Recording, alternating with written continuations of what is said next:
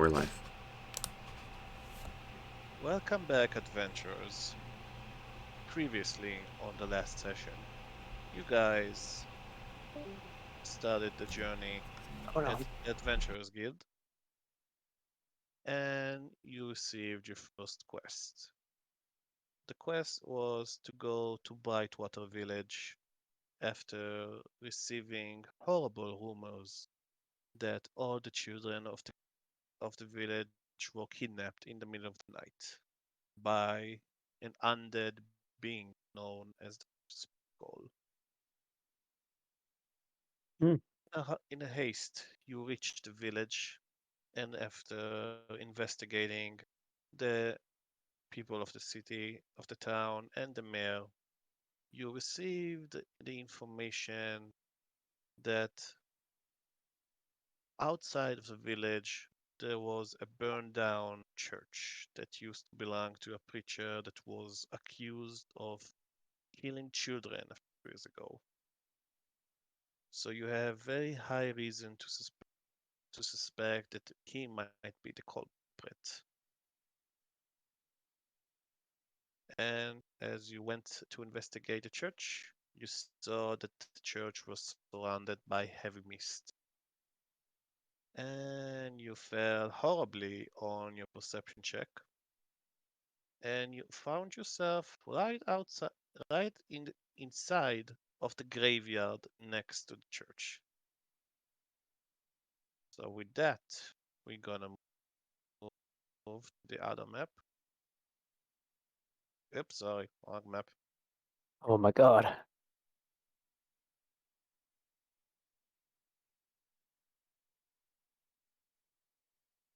So, everybody can see the map.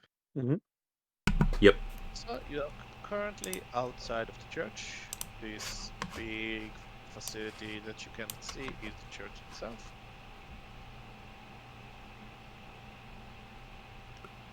And So we're in the I'm gonna mark graveyard, right? the map. You see the red circle? Mm-hmm. Yeah, you are right in the middle of the graveyard. So please position your character tokens where I'm marking. And please be in the marching Let me get order you said you were last session, which is the fighter, and then the paladin, Can you make my wizard, raven and small? artificer. Does Ethan have a token? Because that's not what his I current forgot art how is. I did it last. Yeah.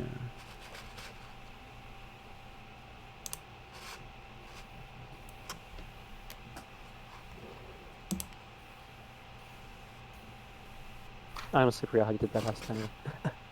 Let's see. How did I? Remember, you can make him big. But I don't remember. Make them big, you click on them and drag the corners. But you have to zoom in enough to Yeah, get the make it corners tall. to Big pop up. was the easy part. But how did I make him small? Heh. The doom bird Oh my flies god. Try overhead. holding Alt and then releasing.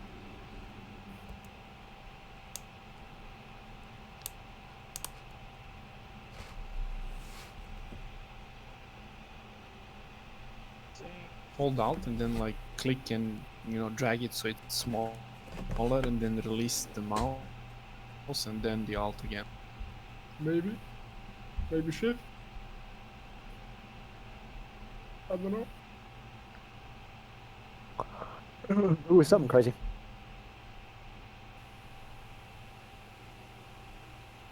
I can't control that one. Well, wait, what's edit?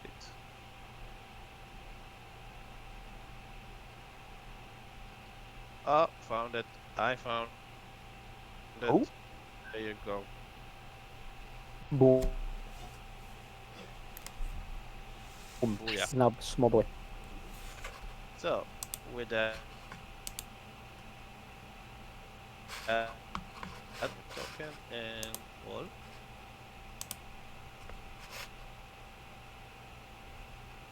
Is it time to roll initiative, sir? As the undead slowly start merge all. Would you like me to play Yeah, music? metal music. Alright, you might want to turn it down.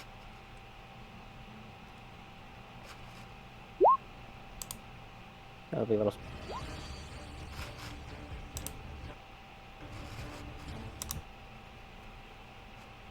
I got a nat one. Wow. That's unfortunate. I'm trying to figure out how to roll initiative for someone else.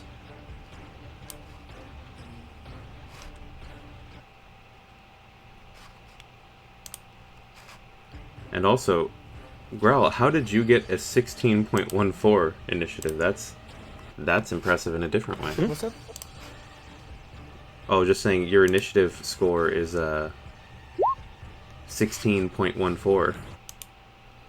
It's a dex type, right? 14 is my dex score. Oh, that's really smart. Okay. So when like two people roll the same number, usually the difference is higher dex score.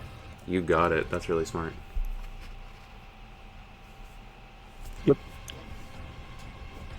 Just a sec. Okay.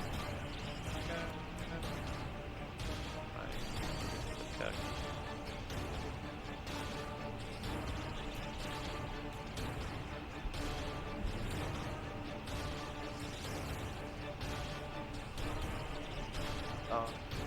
This morning immediately once that goes.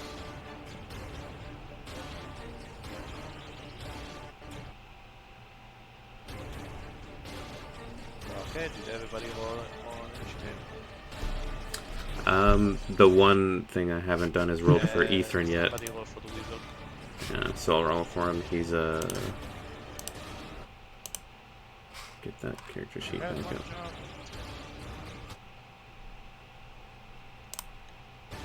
'He's got a 2, so...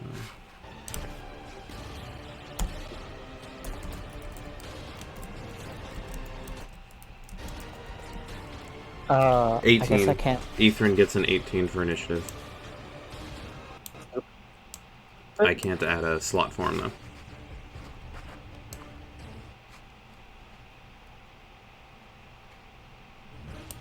Yeah, you're gonna have to add him, DM. Yeah, I just said that.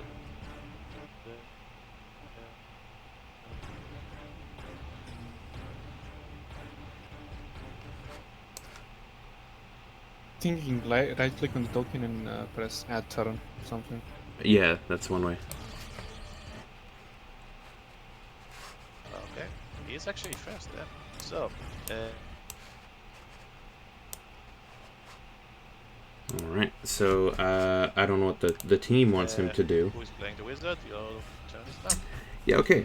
So I'm going to, for Ethrin, he's like, first he's scared, then he's resolute, but he is going to disengage from the zombie, What? freaked out, and move back 1, 2, 3, 4, 20 feet, and cast Mage Armor on himself. And that will be his turn. Is he like an up? Oh wait, yeah, no, he can't disengage and cast. Sorry, my bad. So he'll move back Me too. Disengage is the action. 30 feet. Not yet. So, that will be zombie number 3, which is this guy. He is merging from the ground, and the first one is.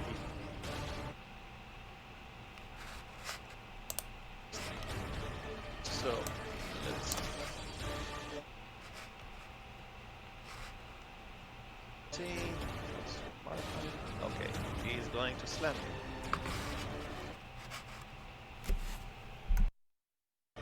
I believe 10 is a miss. 10 is a miss. I would like to use my battle maneuver, repose. Is that a reaction?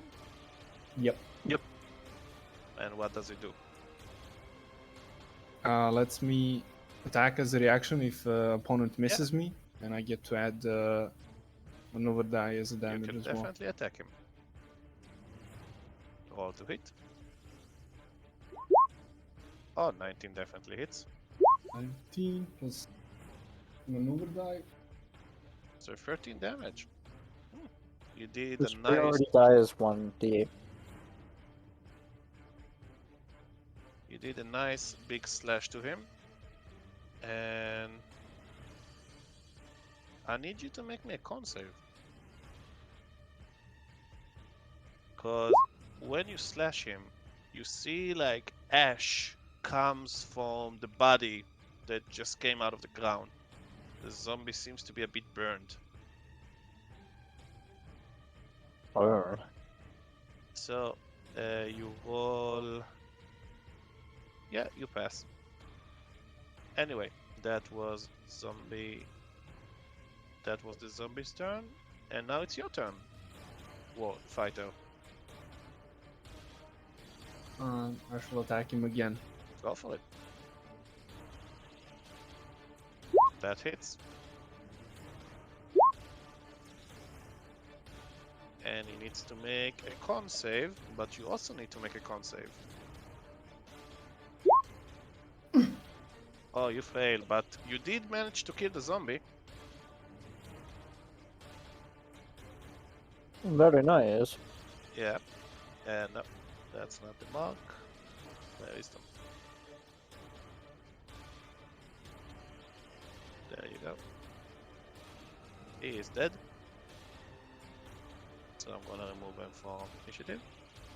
And because you fell, some of the ash when you took a breath, you exhale some of the ash into your nose, and you're starting to cough, and you're gonna have disadvantage on attack rolls, saving throws, and ability checks for 1 minute. You can repeat the saves on the end of each of your turns. If you succeed, the effect ends. Okay? Yeah. So now zombie number 1 is going to attack the paladin. Others? Yeah, he's coming at you. What Does kind of style did 17 I hit take? you? No. Okay, 17 miss. That was his turn. And you guys see this one? You see like a pillar of fire erupts from this grave. As you see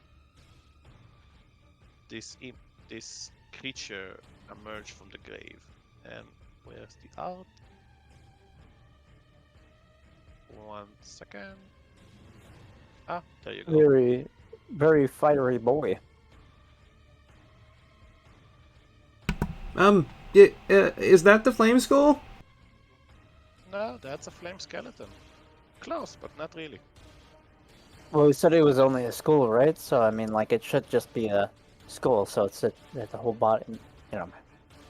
And as you ask that, he seems to get his attention, Brynhilda. And he's coming like at you. So he's going to attack you twice with his short sword. Does 14 hit you? A 14 will miss. Okay, he's coming to attack you again. And a natural 3. That's also a miss. Yes, it is. Ogres. That was his turn. Now it's your turn.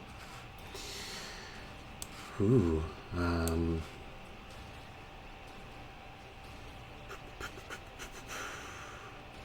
I will take a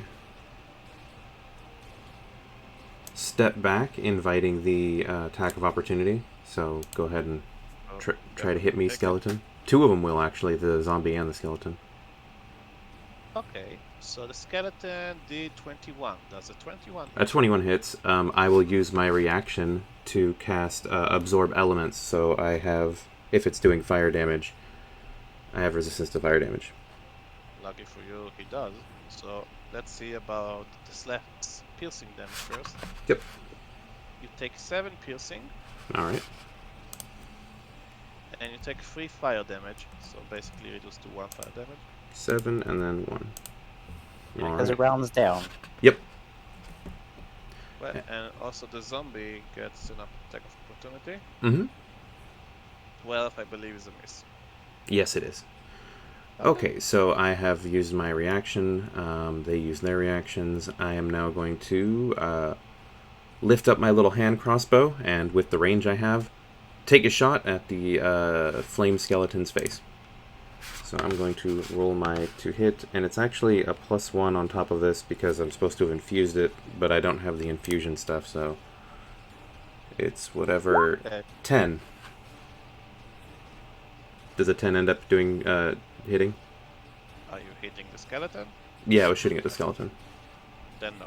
Okay, then I'm going to spend the rest of my turn running away. So I have to move 5, 10, 15, 20, 25, 30. It's a free action to cry, by the way. Yes. Paladin, you're up. Alright. I'm gonna hit this boy Go for it. with my long sword. Let's go. Bob. So that's gonna be... Ooh. 9 definitely hits. Alright, and then I'm also gonna use Divine Smite, which is gonna be 3d8 instead. Okay. So do the damage. So one-handed. That's So a 9. 9 damage. And now you're doing the smite. So you can describe how you kill it. I'm gonna slash down on him, and as I get halfway through his body, just a giant, divine, like, just explosion happens. Oh. Awesome. And then I'm gonna hold my shield up so I don't get covered in guts. Oh yeah, make me a con save. Can't save. And you failed. You also exhaled some of the ash from the zombie, and you have disadvantage on attack roll, saving throw for the next minute, but you can repeat that save on the end of each of your turn. Wait, do I have a disadvantage on the saving throw against getting rid of it? Huh, I guess you do. Damn. Ouch. I mean, if it makes you feel better, the DC is not that high. But anyway, that was the paladin turn. Now the zombie, who just saw his friend getting killed, is gonna slap you. But do zombies really have friends? I mean, like, let's talk about this, maybe. Do zombies have friends? Even other zombies, I think, are just competition. Yeah, let's stop the session just to talk about... No, you're good. You're good. I'll shut up. Fantasy creatures' rights. Okay, let's go. Does 17 hit you? Nope. Well, damn it. Mm. The zombies can catch a grape. But with that, I need we to... finished the first round of combat. And you guys feel the ground shaking as more of the undead erupts from the ground.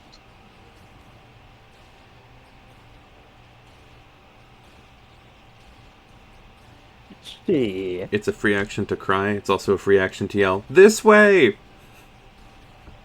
Yeah, pretty much. But as they emerge, you also notice a pillar of flame appear right behind you. As this guy appear right behind you, Brynhilda. What? What does Want it look to like? choose the character now? Oh. Alright. So, so I just arrive in a pillar of flames then? Pretty much. I mean, I That gave is- badass introduction. Out of the pillar of flames walks out this giant lion dude. Stands about 6'6", and he's entirely black, and so he has like a long, thick mane that goes down past his shoulders, and it's all like tied into braids. And he's covered in like leather armor, and he's carrying a quarterstaff and a shield.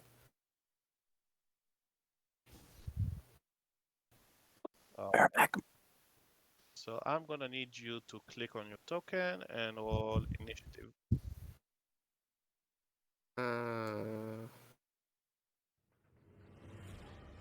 Okay. So I'm just gonna start rolling initiative for this. monsters. Hey, I don't know if Right. anybody here can, but can somebody loop the music?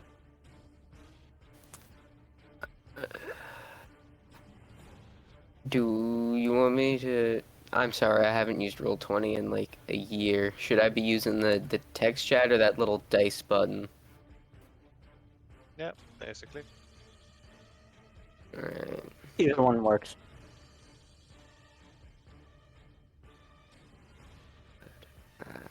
I've set up looping. What slash R on D20 and and how do I make that for initiative? I'm sorry, I completely forgot. That's okay. Gonna manually add you. Lion King is a great name. So that is the current initiative. So now we're gonna continue with the combat. So zombie number 2, who is this guy. Sorry, skeleton number 2, who is this guy. He is going to draw. Actually, no, he's gonna straight up attack the orc. No, the paladin, sorry. Seems to be much more closer. So, he is going to attack you twice with his short sword. Does 20 to hit you?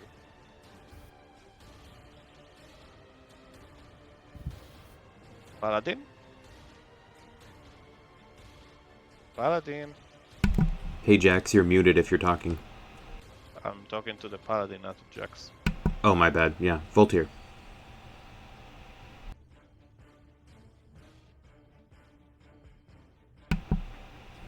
I don't know, I guess they're AFK. 22. I think it does. Oh, can't he's tell. attacking the paladin, though. That was my fault. Yeah. Paladin, Yeah, what's your AC? 18. Ah, you're getting slashed. So, he rolled 20 on attacking you. So you take 7 piercing damage and 4 fire damage. That's 11 damage. Yeah, here comes the second attack. That would be 15 to hit you. Not hit. 15 hit you? Not hit. Not hit. Okay. So that was his turn. Now, zombie number 4, which is this guy, who just got out from the ground. So he's gonna use his movement to dash. Right here. Don't worry, guys. I got a solution. Just let it be my turn. Well, wizard.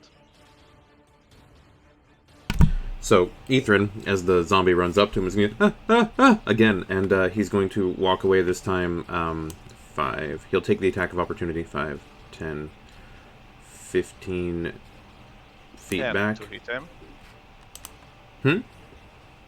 10 to hit the wizard. Okay, let me check his It's not 10. non-spells real quick. Yeah, it's above that, shouldn't it be? It's not a hit, I don't think. Yeah, it's not a hit, I don't think. There it is, AC for him. 12, yeah, so he's missed. And then, looking at his cantrips, I'm gonna drop me a chill touch on the one that attacked Brynhilda, as it is scarier and bigger, and I want it to move slower. So, frostbite. It's a DC 13 con save for cold damage on this one right here. Well, he failed. And the frost seems to do a lot more damage than you expected it to do. Wonderful.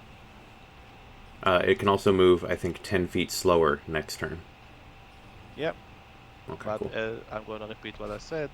The cold damage seems to be very effective. Yes, exactly.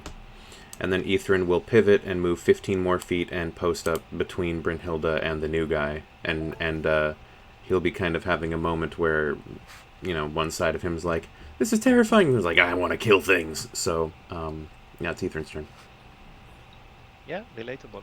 Mm-hmm. So, zombie number 5 now, which is the guy over here. He's also gonna dash.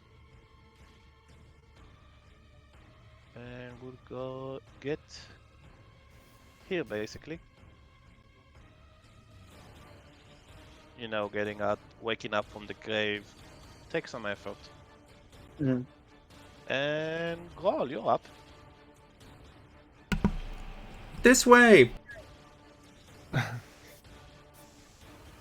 was gonna make flaming skeleton. So you're hitting the flame soldier. Yep. Okay, go for it. Roll to hit. Definitely hits. And I'd like to do a trip attack. He needs to make a strength saving throw. 7 extra damage.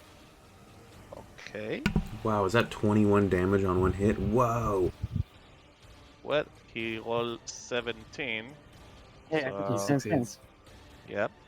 And by the way, once your glaive hit the flaming skeleton, you took 2 fire damage as some of the embers and sparks fly to your flesh. So, 2 fire damage to Groll. Yep. Yep. Anything else you wanna do? No, I'll stand my ground. Okay. Lion King. Alright, so first, I believe that because of the lion people race, walking speed is 35. So, I'm gonna Leonin or Tabaxi? Leonin. Okay. Maybe wrong on that. I'm not sure why, but I don't seem to be able to move the token. Just drag your own token to the map, then you will be able to move Alright. it. Oh, So Growl, I'm gonna- you made your con save. Ah, yeah, you succeed. Walk over here. And then I'm gonna cast Moonbeam on the closest fire skeleton. Okay, what does it do?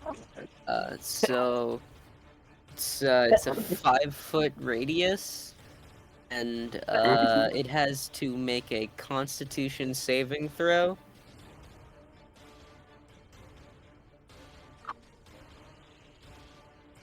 Natural 18, so I think you pass. Yeah. So it'll take 1/2 of 2d10.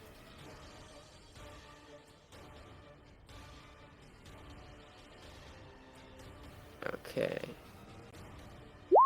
So half of 9. I forgot whether it's supposed to Round down. roll. Yeah, so yeah, it so will be that's 4 radiant 4. damage. And then use the Daunting Roar as a bonus action. Okay, and what does that do? Creatures of your choice within 10 feet that can hear you have to make a wisdom throw or become frightened until the end of your next turn. So 10 feet of you. this boy, essentially. Yeah. Let's make it accurate. So, just a second. Yeah, this boy basically. Okay, so So he needs to make a wisdom save, you say? yeah, yes. I'm just gonna check one thing about zombies. I don't even know if they could be frightened. I just wanted to have Yeah, him do that's- the scary lion man thing. Apparently they can. Okay, so 15 on wisdom save. All right. Wait, that would be is 13. Sorry, 13. They have -2. So does a 13 succeed? yes. Okay, so he's not afraid. What do they have for their constitution? What's their con mod? +2 is Lion Man's con. Talking about for the zombies. Oh, technically we don't know that. Ah, that will be metagaming, my friend. Unless you're a zombie expert. Are you? I'm not. I mean, There I you kill go. zombies really easily. Does that count? I mean, you're about to be killed by zombies. Ah, you don't know that. Okay, so let's continue. Zombie number 6, which is this fellow, is going to attack the orc. And he's gonna slam you. Does 17 hit you, Brawl? Yes, 17 hits. Okay, you take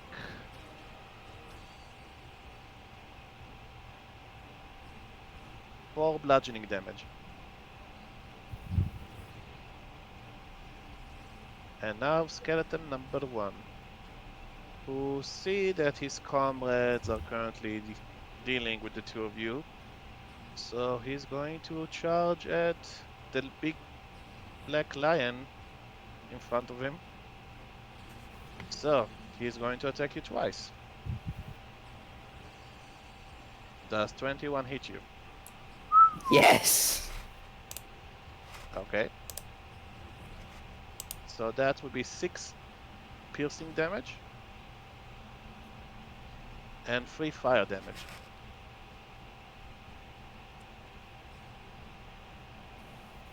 Okay. Here comes the second attack. Which was a mistake. No kidding. Natural 5. I think that's gonna miss you. Does a 9 hit you? No, it does not. Okay, lucky for you. Brynhilda, you're up. Alright. This is not good. This isn't good! I'm going to then use my ability to make myself an eldritch cannon. So I'm going to take a small piece of iron out of my bag. I'm going to just kind of like holster my my hand crossbow for a second, grab out a hammer. Breaking up for anybody else? Oh, am I breaking up? Is my audio dying? Hello? You're lagging quite a bit, my mans. Alright. Yep. Is it better now? Hello? Is it better now? Yeah. Okay, cool. Now we can hear you. So Brynhilda's going to reach into her bag, pull out a piece of iron, holster her hand crossbow for a second, and then take the hammer and start working the iron into, very oddly how fast she's able to do this, into a little cannon shape. And it's going to have little legs, and it's going to crawl up onto her shoulder, and she's going to pick back up her Okay. You hand sound crossbow, like but I'm Wally. making a an eldritch cannon protector, and I'm going to pulse it once so that I can Brynhilda, give. you're getting really laggy. Thanks. Alright. I'm not sure how to beat the lag. You're still really laggy. We can barely understand anything you're What I saying. understand is there is a cannon and he has legs. Yeah. Okay, let me know when you can hear me. Eldritch cannon. Try leaving Try to and leave and joining the get call. back. Okay, let me leave real quick. Okay.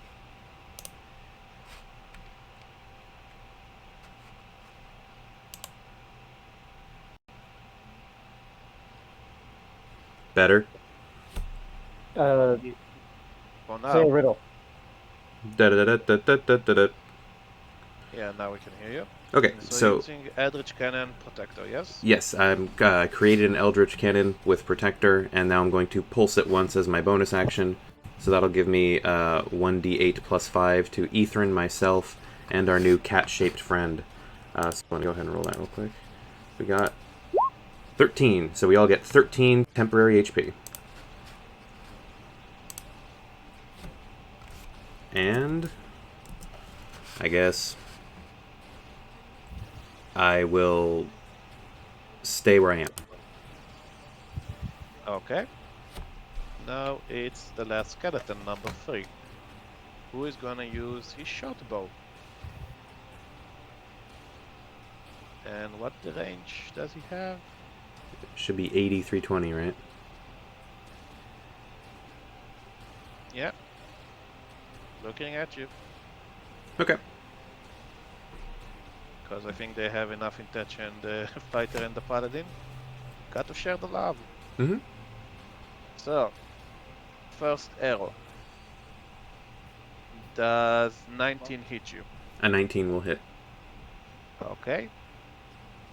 You take 5 piercing damage Mm-hmm.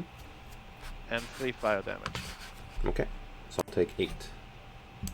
Here comes the next one. Does 16 hit you? A 16 will miss. Okay, that was his turn. Paladin, you're up. Alright, You're currently being surrounded. I'm gonna use my Channel Divinity. Ooh. Please explain what it do. So as an action, I can do the Blazing Radiance. Everybody in a 30 feet radius around me has to make a con save. Unfortunately, also my companions. Creatures who Oh. failed are blinded until the end of your next turn, and undead take 2d10 plus 3 radiant damage, half on a success. Is that 30 radius or less? 30 feet radius around me. 30 feet. Okay, so that's accurate, the circle. Yeah. Can you guys see the circle? Did you say con saves? I can't see a 30-foot circle. You're fine, Ralph. So, I'm gonna tell you who needs to make a con save from the party. The druid and Jack and Growl. Please make me a constitution saving throw. Growl saves. Lion King.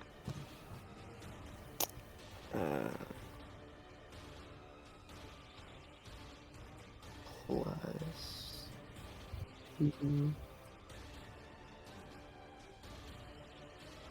Does do a not 12 save. succeed?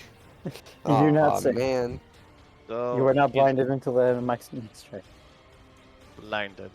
Wonderful. Yep. So, and now the zombies needs to make it a con save. What's the DC again? 13. 13. Okay, starting from the top. This one, by the way, roll the damage so I will know. Oh yeah, how- that's gonna be 2d10. Flash R, 2d10 plus 3.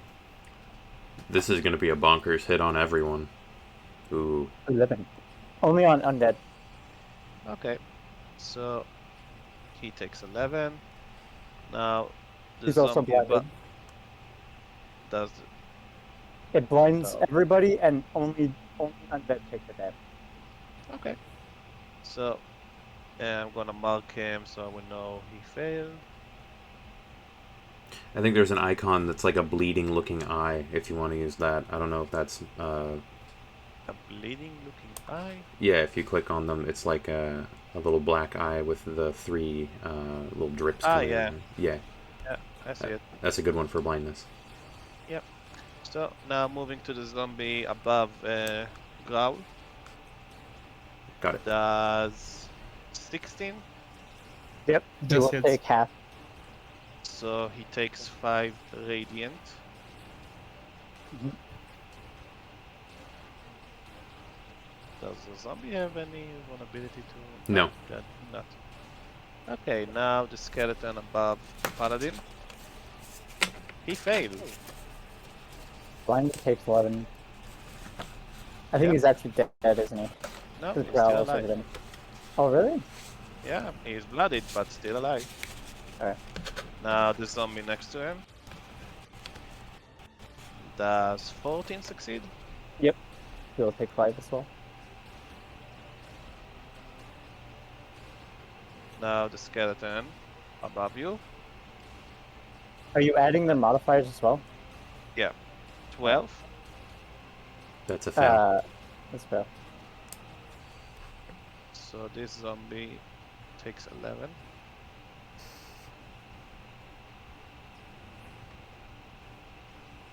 And now the zombie and the skeleton above the Lion King. The skeleton succeed, Takes 5. so it takes only 5. And the zombie failed, so he takes 11. And blinded, yes. I don't remember what the blinded status does, but they are in fact blinded. Okay. We take And it then, as I- my bonus action, I will just I'll cast Shield of Faith on myself. Ooh. The other one was a divinity. Yeah. Yeah, channel divinity. Cool. So your So- allies don't take damage, but they are blinded if they fail. Yep. Okay. Growl's fine, and the other boy's blinded. Very sorry. So, by the way, can the repeaters save at the end of the turn, or they're just blinded? They're blinded until the end of my next turn. Okay. Yep. So zombie number 2, Also, I need to make my con save. who is above you, under you, gonna roll with disadvantage because he's basically blind now. 5.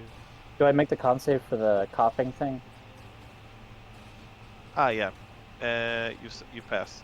Alright. I'll- So the zombie missed you. Now it's top of the round. Skeleton number 2, who is the guy here, is going to attack the paladin with disadvantage. You can try. That was a natural 19 and a 9. Does 13 hit you? No. Okay. What's his modifier to hit? It's +4. Okay. So yeah, he hits once then. So, zombie number 4. Why the fuck did I answer that? Anyway, zombie number 4 is the one over here. He is not blinded, and he's going to attack the paladin. 19 to hit you. Ooh. Does not hit. You take 2 Uh, blood damage. It doesn't hit. I have an AC of 20 right now Mhm. because of Shield of Faith. Ah, yeah. Okay, so he missed you. Wizard, you're up. All right, so Ethrin, from his position, is going to realize that Frostbite was pretty effective, and he's going to cast it again on the flame skeleton attacking Lion King. So Okay. I'm going to go ahead and roll the Frostbite. So it's going to be 6 damage on another DC 13 con save for that flame skeleton. He failed. He failed, so he's going to take 6 frost, and then if he has vulnerability, there's that. Yep. It becomes 12 damage. Very cool. And he's also slowed next turn, and Ethrin is going to move a little bit farther away again.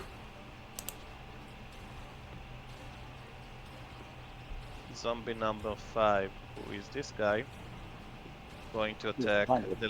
the Lion King with... Basically, the lion is blinded and he is blinded. I think he still attacks with disadvantage Yep. because he's just blinded. Yeah. I mean, that's an epic fight to blind opponent fighting each other. Okay, so 7, I believe, will miss. Does miss. Okay, fighter, you're up. Just a question. This zombie attacked Growl earlier, right? Yes. How much damage did Growl take? I believe like 2 or 3. Okay. Graal is gonna timing skill. I'm assuming with advantage. Blinded. Yeah, he cannot see you, so you have advantage on him.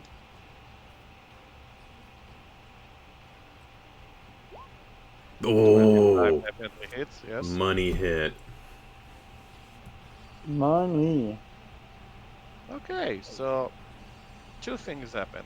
You take fire damage from hitting the skeleton. You take 4 fire, but you can also describe how you kill it. Ooh.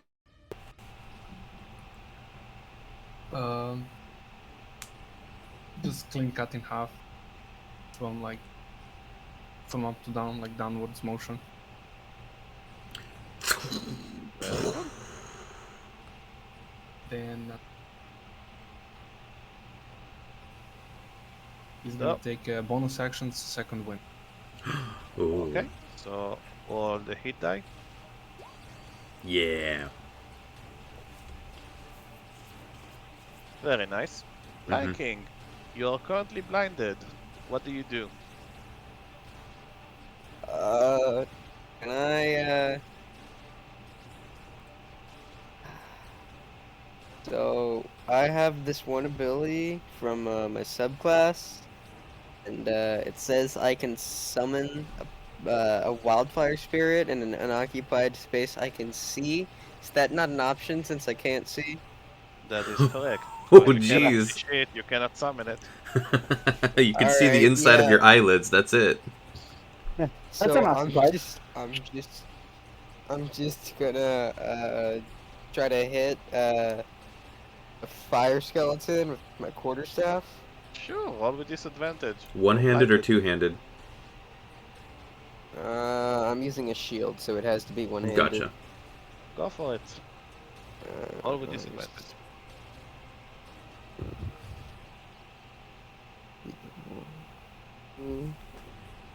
Forgot. Is there a specific thing you can do the message to have disadvantage? Yeah, you do. It's /R space 1d20 or 2d20, and then the letters KL, and then the number 1 for keep lowest 1, and then you add your modifier plus whatever. You can do the same thing with advantage, KH for keep highest. You got to do Wait, two. You got does it to have do to two be- d20, keep lowest Oh. 1, and then get rid of the spaces. So it'll look like this. Did I just roll another 1d20 since I already did the... Same as well. You can, but it looks like Oh wow, great. it looks like that. Yeah. Yeah. Well, Okay. So yeah, it'd be Yeah. a 17 would be your advantage, Ooh. and 12 would be your disadvantage. Yeah, I got a 12. yeah, 12 is a miss. Okay. Anything else? By the way, don't you have a spell? I think I do, but they're You- all no, you fire use- spells. No, you Ooh. use Moonbeam. Correct me if I'm wrong. Yeah, he did use Moonbeam. Oh, yeah. And you did take damage. Make me a concentration check. Which is con- Oh yeah, Moonbeam stays up. So Constitution? It's concentration, so Oh, concentration. yeah, it's just Constitution save. yep. Oh, it's just Constitution? I thought it was Wisdom. Okay, whatever. Constitution /R. Do I have disadvantage because I'm blind, or? No. I just choose to get rid of the moonbeam since the target isn't there anymore. You can move the Moonbeam each turn as Yeah, as but- I think a free action while it's being Blind. concentrated on. So yeah, well, that is a bonus action to move it. oh yeah, it's a bonus but action move. My bad. He is currently blind, but if you want to just automatically fail the check, then be my guest. Yeah, that's a choice too. I'll just leave it there. I mean, you need to succeed on the concentration check if you just want to leave it there. Was the 1d20 plus 2 the con check? Yes. So I think a 15 will pass, right? Yeah. Okay. Yes. So, with that, we're gonna move on. Zombie number 6 is going to. Basically, it's the one above Growl. Is going to attack him. The 17 hits you, Growl. Yes. You take 5 bludgeoning damage. Now, skeleton number 1, who is above the Lion King. He is going to attack him with advantage because he's blind. Oh boy. Good thing he has that temp HP. Forgot I could move. So Forgot I that had would be- legs. That will be 21 to hit you. That hits. So that would be 6 piercing damage and 2 fire damage. Alright. You have 5 temp left. Here comes the second attack with advantage. 22 to hit you. That hits. Oh, jeez. So 3 piercing and 4 fire damage. No, they broke through the shield. Damn. Well, that was his turn. Mm-hmm. Winhilda, you're up. Time to fix this.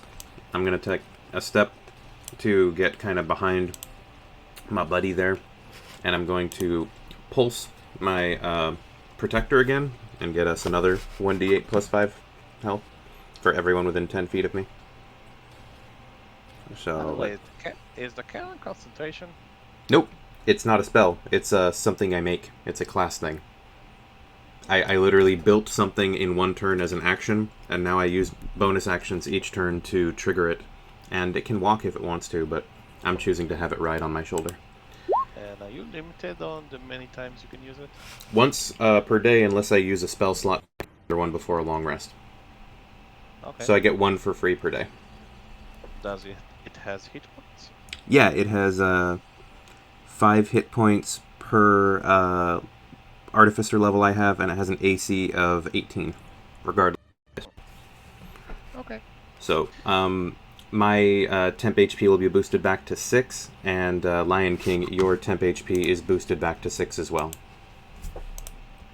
I'm not going to change Etherin's because you have to switch them out, and Etherin still has the full 13.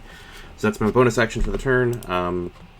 For my action, I'm just going to kind of poke around Lion King and take a shot at the flame skeleton with my repeating crossbow. So let me take a shot with that. Again, it's a +1 off of what it's going to show, so it's a 17 to hit. Yeah, definitely hits. Okay, and then a 17, and this is a +1 as well, so a 5, and it's magic damage because it's an infused weapon, so 5 piercing on that flame skeleton right in front of Lion King. Yep. He has an arrow in his eye socket. Still alive. Alright, then I will take a step back to the side, and that's my turn. And 1. Yep. So now is skeleton number 3. Mm-hmm. Who's gonna shoot arrows at the paladin. Is he blinded? Ah, yes, he's blinded. So they're disadvantaged, I guess. Yeah, I guess.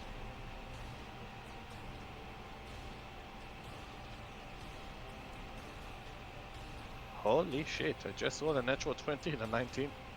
Well, Mm. someone took the blind fighting feat when they were alive. Yeah. I mean, lucky it was disadvantage. So, let's see. You take 3 piercing damage Mm-hmm. and 5 fire damage. So 3 and 5? 3 piercing and 5 fire damage. 8 in Alright. total. Alright. Second I'm arrow. gonna make also- a con save then. Okay. Because I'm casting shield. Does that make it? Yeah, I think you make it. Yep. Alright. So, also with disadvantage, he's shooting his second arrow. That would be a natural 3. Yeah, it's a miss. Out of here. Paladin, you're up. Alright, I'm gonna attack the blind zombie. Go for it, you have advantage. Alright.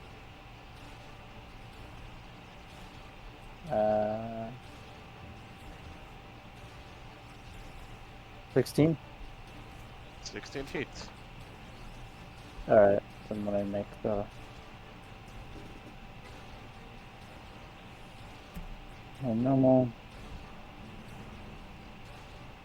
That's 12 one-handed. Well, 12 damage with my one-handed. you need to make a con save, and he also needs to make a con save. Is he dead? He is dead. Alright, So, con save. I think I succeed. yeah, you succeed. Well, now it's zombie number 4. Wait, Who is hold up. one- Let me see if I can do anything as my bonus action.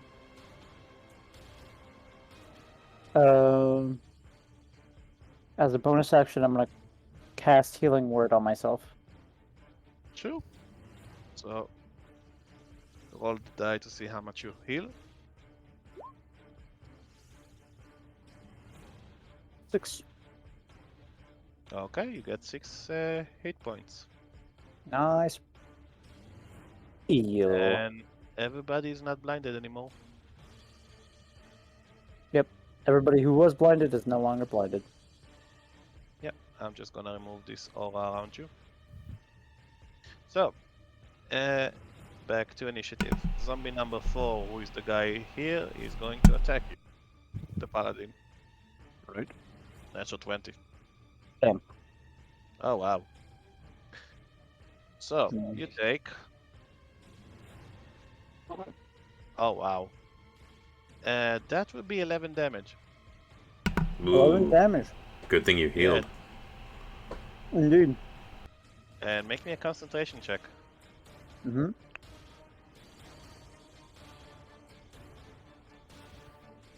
Alright, well.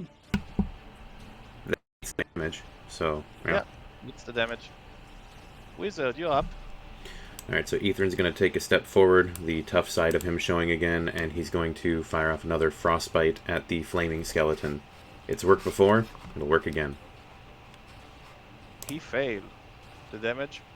4. You can describe how you kill it. Alright, so this flaming skeleton has been menacing our new big cat guy friend, who we're going to assume is our buddy, because he showed up to fight skeletons and not us.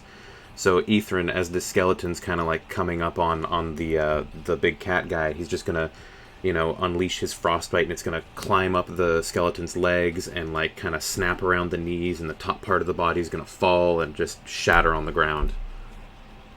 And the flames go out, and it's gone. Anything else? Then Etherin will kind of swing around past Brynhilde, be along this fence line here. That's it. Okay.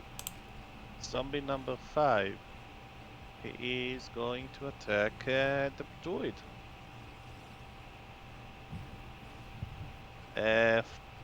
13 to hit you? That hits. Oh, wow. Even with the shield? And my armor class is 13. I have 0 index. Ooh, alright. You take 2 bludgeoning damage. I roll low. Your Well- temp should take it, so that's good. Fighter, you're up. Half-Orc is gonna attack the zombie in front of him. Roll to hit. That hits. Mm-hmm.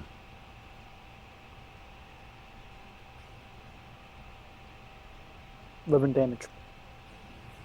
That's it. He looks bloodied.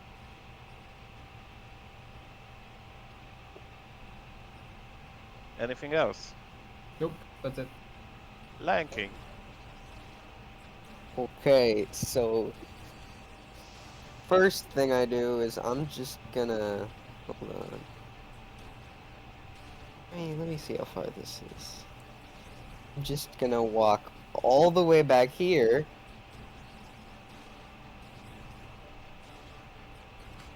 Okay, you get an opportunity attack. Uh, Where are we going?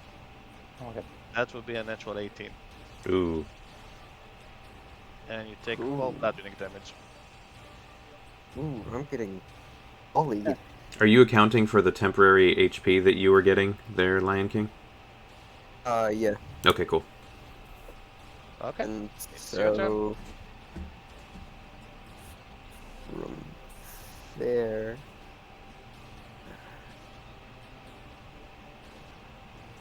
Uh, so I'm not blind anymore, right? Right. That is correct. So I'm gonna point towards the skeleton that's next to the dead flaming skeleton, and I'm gonna kind of just wave my hand and summon my wildfire spirit. Like, right over here. Yeah, in the space in front of him, I guess. What did I do? Okay. Okay. Does your does your fire spirit has any form, So shape? it takes the form of, so it's like a 3 foot tall like figure of a man made out of sticks, and it is just on fire. So a burning scarecrow, basically. Pretty much. And so every creature within 10 feet of it, when it appears, has to make a dex saving throw.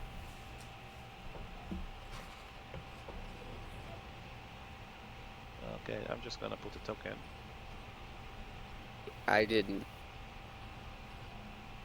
We'll prep a token for your fire spirit for next time. Yeah, for the next time. But anyway, let's just say this is what the fire spirit. Alright, Yeah. so. Would be Bambi. He needs to make a dex save. 13. Yep.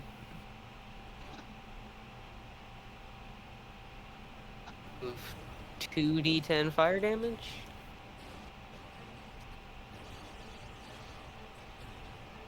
So it's 4 fire damage. Yep. And I think that's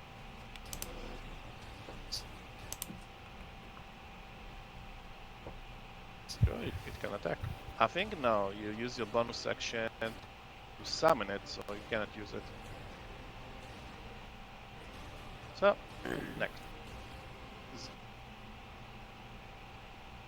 Zombie think that's all.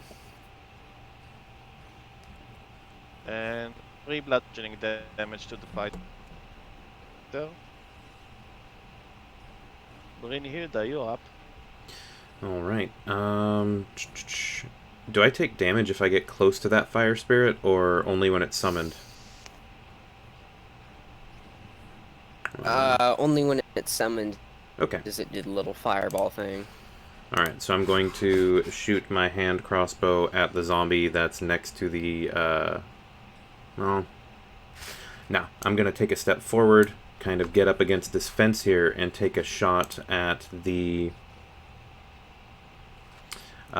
zombie that's menacing Growl. That's going to be a 21 to hit. And that's going to be a 10 damage on this one right next to Growl. He needs. If he takes it like Wait. All right, he tanks it. Okay. All right, then I'm gonna just roll for my. Anything else? Yeah, let me do my protector roll to get more health. Another 6 minimum, and then that's it. I'm gonna take that as a no. Yep. Skeleton number 3 will get sick and tired of shooting arrows, and he's gonna use his short sword and charge at the fighter. So that will be a natural one. Fighter, you get an opportunity attack on the flame skeleton guy. Yeah. Oh, is this free opportunity attack? It's not free. You're gonna use your reaction. No, I mean I don't have to use my battle maneuver. Yeah, it's because he rolled a natural you don't one to need hit you. Use your battle. Oh, okay. But yeah, I forgot. So roll to hit. Oh fuck me! And I'm gonna Let's use. see. Oh, I'm gonna jeez. use menacing attack, so that also battle maneuver die is gonna double. Sure. So all the damage you might even kill. Oh, man. How much in total?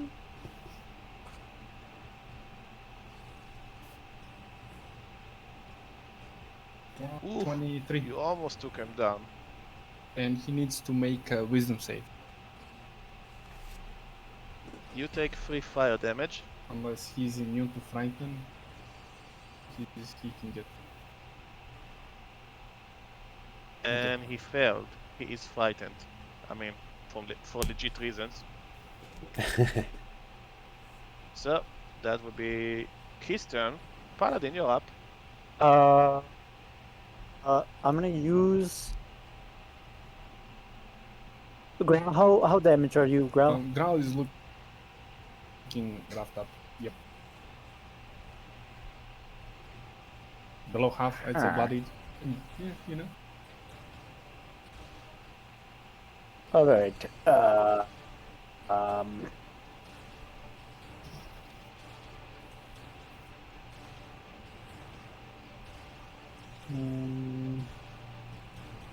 Expend a use.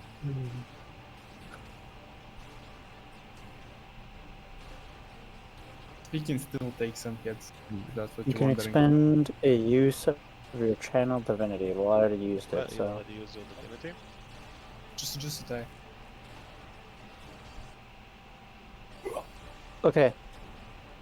I'm actually going to heal myself as an So, action. what are you using?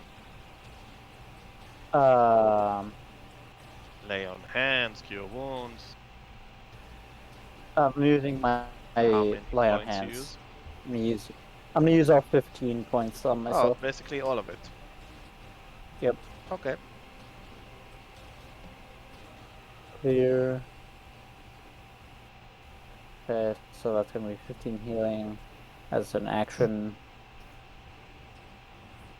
And I can't do anything else.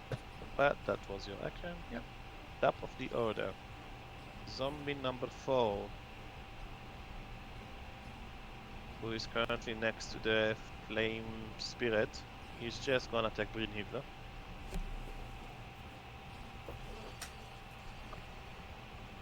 And let's see. Does 15 hit you, Brynhilda? Nope.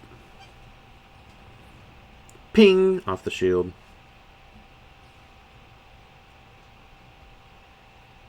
Brynhilda?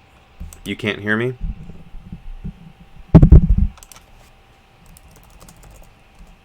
Now There I you can go. hear you. Does 15 hit you? No. Okay. Nope. Sorry. Moving to the wizard. Alright, seeing that his buddy is being attacked, Ethrin is going to use Chill Touch on the zombie. So I'm just going to go ahead and roll to hit with Chill Touch. That is a 22 hit. Okay. So roll to hit. Point. Yeah, the 22. Is Two. damage? Yeah, no, 22. And then 2 necrotic. Is my audio not working very well? Okay. A skeleton hand flickers. The zombie on his forehead, but doesn't seem to do much. Anything else you wanna do? Nope, that's it. You mind Might be bugging out again. Hello. Yeah, it seems like it. No, that's it for now. Yeah. Yeah, it's bugging out real quick.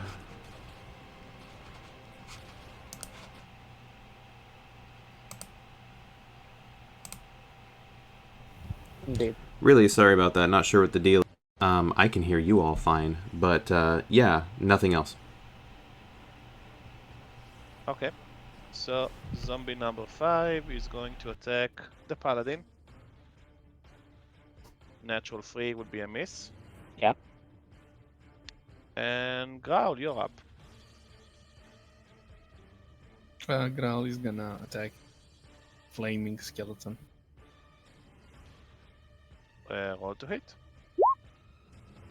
That would be a miss. He's gonna action surge and go for another shot. Go for it. That will also be a miss. Sorry. No. That's it. Yeah. Lion King, you're up. Okay, so I'm gonna have that I'm gonna have that wildfire spirit use its, hold on, let me see what the attack is called. I'm gonna have it use its flame seed attack. Okay. So that is a ranged attack that uses my spell attack modifier. So that is hold on. D20 plus 4.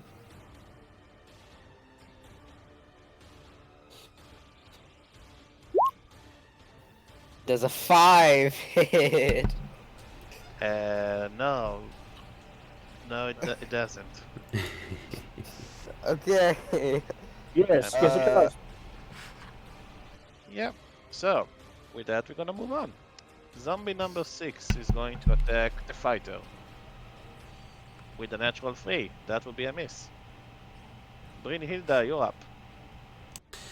All right.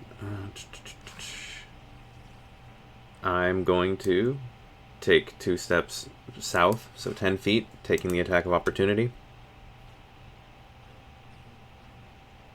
And then I'll roll to... 21 to hit you. Oh, geez. Yeah, I'll take damage. 5 damage. Okay, that's 5 off of mine. Then I'm going to take a shot with my crossbow at the thing in front of me. Does a 13 hit? The zombie? Yeah, I know it will. Yeah. Okay. And then 9 damage.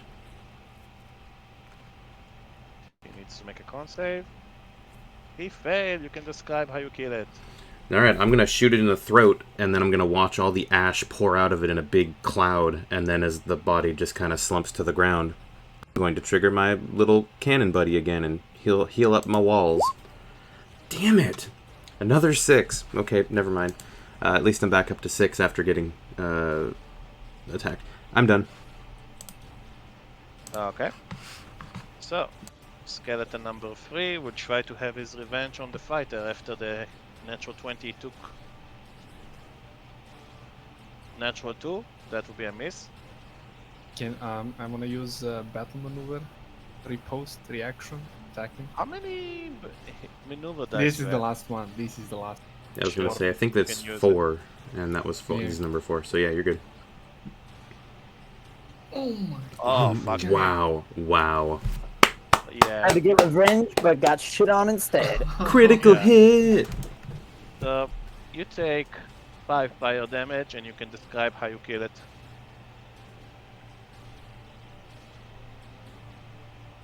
He sort of swings his glaive, and instead of slashing, he just flicks off his head like a golf ball, like a baseball ball. 4. Yeah. He just grabs his fucking glaive and Yep. like a Baseball bat baseball in this bat. situation. Yep. Okay. You managed to kill it. Paladin, you're up. Okay, I'm going to attack I'm going to attack this man right here. Look. Whoop. Okay, I attack. Hello? Okay. Do you attack? To attack? 14. 14 hits. And that shall be 12 Ooh. damage. He failed. You can describe how you kill it. I'm going to chop off his head. Mm-hmm. Actually, can I do like a diagonal slash from his shoulder down to his stomach? Sure. Hell yeah. You can eat his heart out. I don't care. So, zombie number Don't kill 4. me. He is going to attack the wizard. Because finally he has an opening. Oh, did I kill that guy? I thought I killed him last turn. Did you? Yeah, you had me describe how I shot him to death. Ah, yeah. No. Did I? I think it was the skeleton you gotta describe how you killed. He killed the skeleton too, but he also killed the zombie. Yeah, Ethrin killed the skeleton with the frostbite, but the zombie Brynhilda killed with a crossbow bolt to the throat a second ago. Yeah. Got confused. Okay. No worries. So, is that wizard, you're up. Alright, Ethrin will step up 5, 10, 15, 20, 25, 30. He's now full aggro mode. He's like, ah! And he's going to cast Frostbite. No, he's going to cast Chill Touch on the one in front of Growl. Does a 10 hit the zombie? 10 hits the zombie. Okay. And 4 necrotic damage. Still alive. Yep, okay. That's it for Ethrin. Zombie number 5 is gonna punch Growl. With a natural 5. It's a miss. Well, Growl, it's your turn. Yeah, you got attack. 23 hits. Dang. Let's see if he survive. He's not. You can describe how you kill it. This is cut in half, clean. And with that, you guys are out of combat.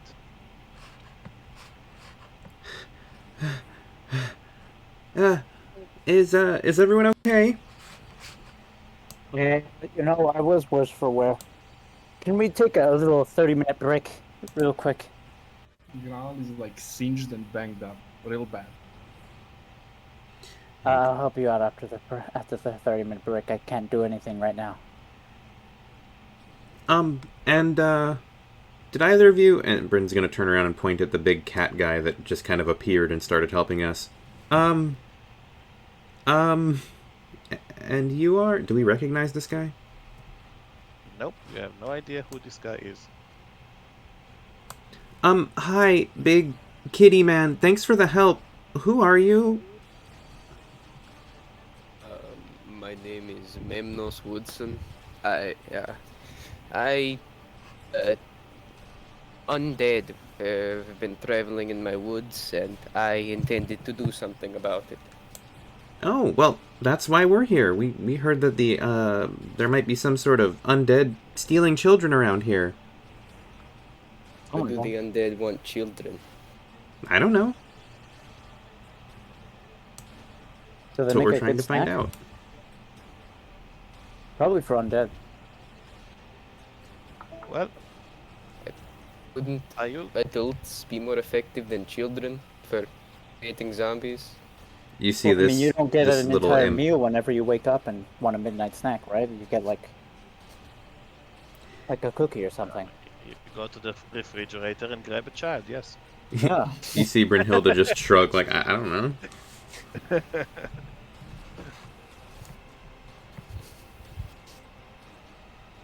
So Well, like with I that, said, I need to take a little bit of a 30-minute break. and with Maybe that, a we're bit gonna take longer. a real life break, and be back in 10 minutes. Sounds I'll good. put on some- I ran out of water, so Yeah. Yeah. Let's all Oh. step out real life for a few minutes and go and refresh our drinks, hit the restrooms, and yeah, as Mal said, let's circle back. Oh god. right. Hey, Bryn, Mhm. can you play this the ambiance, I'll send it to you. Oh yeah. Let me get. Here, I'll send the ambiance to you that I have. There you go. Got it. I should have asked him for actually taking a short rest. Oh yeah. That might be a good idea. If we take a short rest, I can use the thing I wanted to do earlier, the harness divine power, and then I can just use my channel divinity to regain all one extended spell slot. Hmm.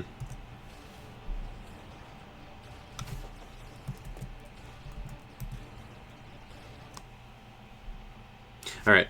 I have changed tracks. I am now jumping off for my break as well. I'll be back. All right. Me too.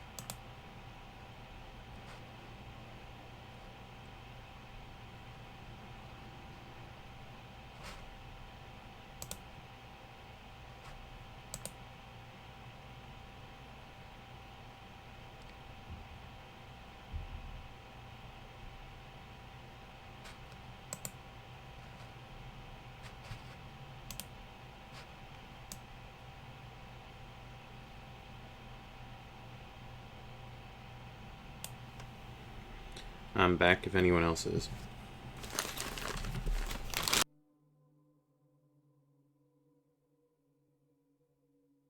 Alright. I'm back. Mm-hmm. I back. Dad, is that you? Oh. Been gone for 20 Getting years. milk. I wanted to let you know the store has a milk shortage. Oh, okay. I'll leave again. I need to go to the store in the next town over to look for the milk. Oh man, Alright. that is lame. You'd think there would never be milk shortages in America when they have caves filled with cheese in the Midwest. What? You don't know about the cheese caves? I don't. Hold on! Y'all children need to learn about American history. Cheese caves. Cheese I'm looking caves. up Midwestern cheese caves. If this doesn't exist, I'll be upset with you. Yep. Have fun. You realize that cheese is grown in caves anyways, but like, cheese caves is totally a thing. Nothing is coming up. Okay, when I typed in cheese caves, the first thing that came up was smithsonianmag.com, and it's an article from 5 years ago called "The U.S. has a massive cheese surplus. Imagine 1.19 billion pounds of cached cheese." Oh, I see that. I looked up Midwestern cheese caves. Yeah, that's part of it. I believe they're kept in the Midwest, but yeah, it's basically we made a bunch of extra milk and cheese and dairy stuff, and other people aren't as interested in it as we are, so we made lots of extra cheese. So, can I, like, go to these cheese caves and just steal cheese? You know, I would have to look that up, but I don't know for sure. As long as the cheese been sitting there. Pretty fucking A long, long man. time. A long time. That must be How some good do you really think the good cheese is? cheese.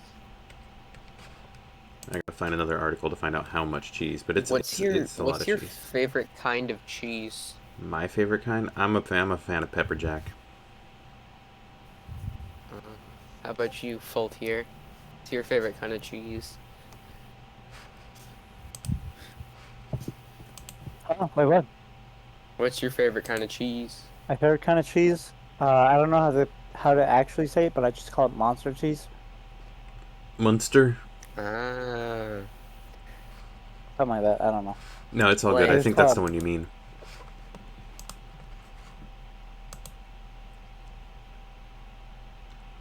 Munster. It's like that one that has like the red, like it looks red. Yeah.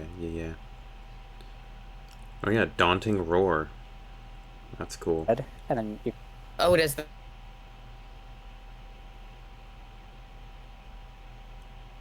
And claws, okay. Leon didn't have claws. Am I patching out or are y'all patching out? Because The red edge. I don't know. there it is. It's really good though. Like that strong white cheese. It's so good. Monster cheese is so good. I forgot what the cheese was called.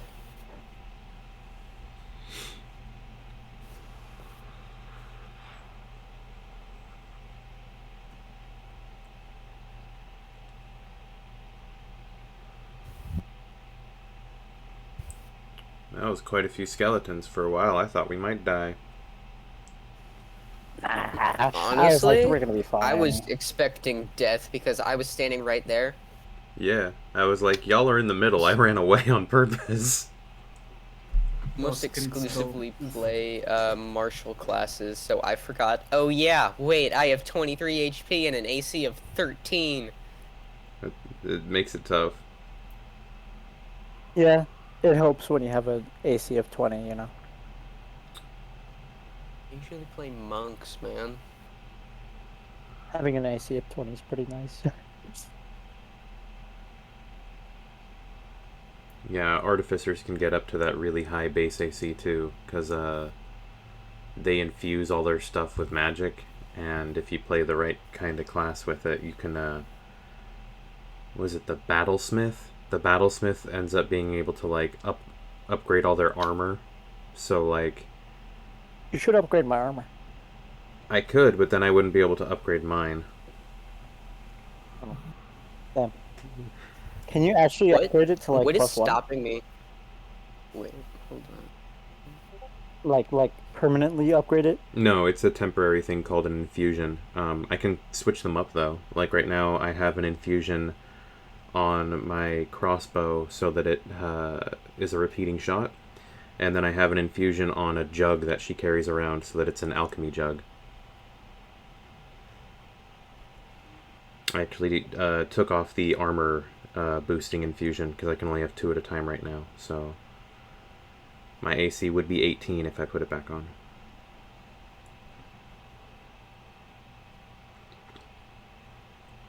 Looks like everyone's back. Yeah. Okay. Everybody's here. Cool. Did Cool. we actually take a short rest, by the way, DM? Well, make me a perception check first, everybody. Ooh, okay. Yes, Commander. Roger, Roger. To preoccupy, tending to my wounds. Critical perception. Okay. Okay. Just want to see how the rest are doing. For a total of 1d20 plus 4. 9! Woo! 9. 9. I was actually gonna make it like a really hard check, but damn it, Brunhilde. Well, So- you know. Okay, first of all, you see the full site of the church. Mm-hmm. Yeah. Is that tower on the south side or the north side of the building? That would be the south side. So we're actually. standing next to the taller end of it. Okay, gotcha. And with the natural 20, you can actually see a figure standing above the tower. Above. And you see this guy looking right at you, waving. So that guy is waving to me. Hmm. Okay. I'll kind of like slowly turn and look up and I guess wave slowly back at him, like, and then kind of like gesture to everyone and point up and be like, does anyone else see this guy? And see when him? you do that, you see him fade to shadows. What do you mean? I don't see anybody. No. Well, yeah. there was a guy up there. He was just. You didn't see it? Are you sure? Oh, you are seeing things. Yeah. I mean, we just saw a bunch of zombies come out of the ground. I saw those, you saw those, but this I saw. It could be the mist. Maybe it's illusionary. Maybe. Maybe you Well, you got too weren't scared mistaken. and you're now seeing things. Who knows? Hey, I wasn't that scared. You are mistaken. Nothing evades the watchful eye of Memnos Wood, son. All right, but if you see anything weird, let me know, because, I mean, come on. There's already dead stuff walking around. Alright. So, what do you guys do?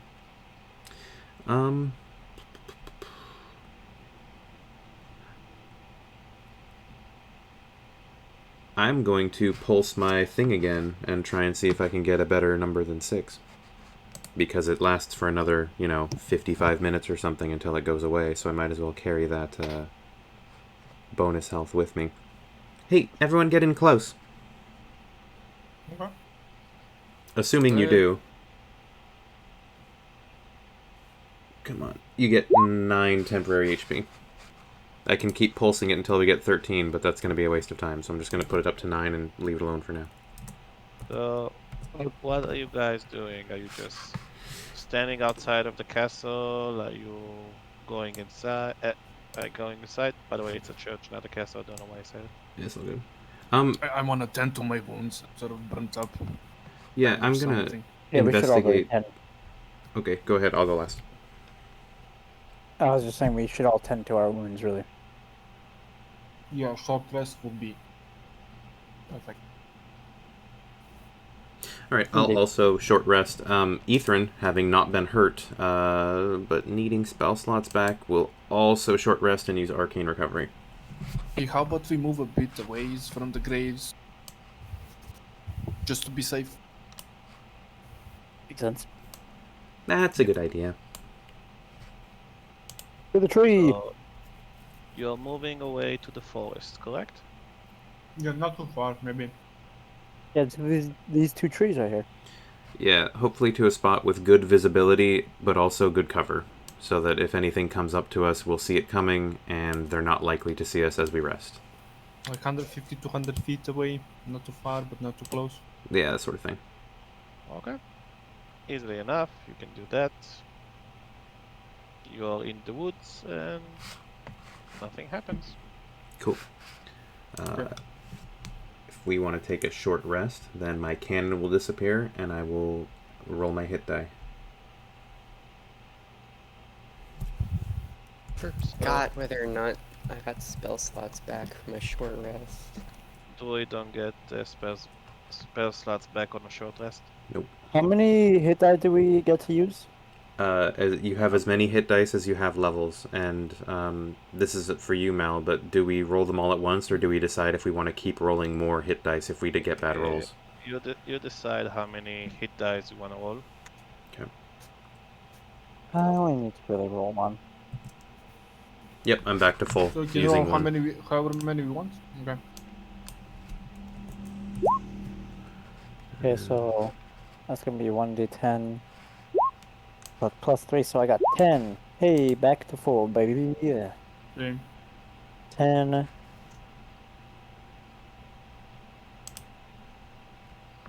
And then that gives me back my channel divinity. Which for my channel divinity, I guess I get my lay on hands still. Do you Well, for get my lay on hand on short rest? You get I, that gue- on I long rest. I guess. Oh no, I don't. Okay, never mind. I thought I didn't. Okay.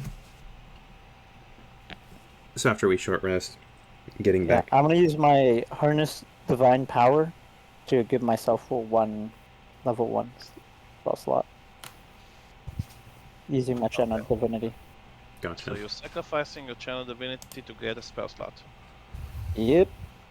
Okay. And then for Ethrin, I am going to have him use Arcane Recovery, so I'm going to get him his slots back. Because he only used 2 of them. And he should have, with Arcane Recovery, the ability to get one of them, one level 1 slot back at level 3. Okay. So. And also, just again to make sure, everyone should have 9 temporary HP, and that'll last until it runs out or you long rest. Do I still have the 9 temp HP then? Yeah, my bot also goes away during the short rest because it's only for an hour. So Oh. it's gone I have 40 afterward. HP then. Yep. So after the rest, if everyone is done with the rest, I'm going to suggest maybe we should go back to the graveyard and look at the graves. Those monsters came out of them. Maybe there's some sign of what brought them out. Also, they might have loot. That too. I am very poor right now. I would like loot. Can we Yeah, loot zombies? nothing says more than adventurers than looting corpses and looting graves. Anyway, Well, they were dead when we got here, but we made them extra dead, so, if they kept anything, I think we deserve it. I don't see a problem with it, to be honest. sure. I mean, you can try. Would that Alright, do be you want an us to make an investigation investigation? check? Yeah, roll me investigation check. Alright, I'll let I'm... Brunhilde do it with advantage then. Thank you, kindly. I will do so. There's 1, and there's advantage. I'll take the 24. Well, from investigating, you clearly deduce that most the zombies were farmers, villagers, normal people. Mm-hmm. The flaming skeletons seems to be wearing armor, Mm-hmm. and seems to be like former soldiers. Mm-hmm. Mm-hmm. And make me an Arcana check. Okay. I will let him do that with advantage 9. as well. Can I give him advantage to help him? How? How are you I'm, giving him advantage? I'm helping him. Well, technically, I was being helped with the investigation check, and it's more like the Arcana check is something that, at least in my understanding, that Brynhilda, it comes across her as she's trying to decipher stuff, investigating. So it's like you can help with one or the other, I think. I'm not sure, though. I Yeah, don't. Okay. I don't see why. I just don't see why Foltier would not also come across it since he's helping you.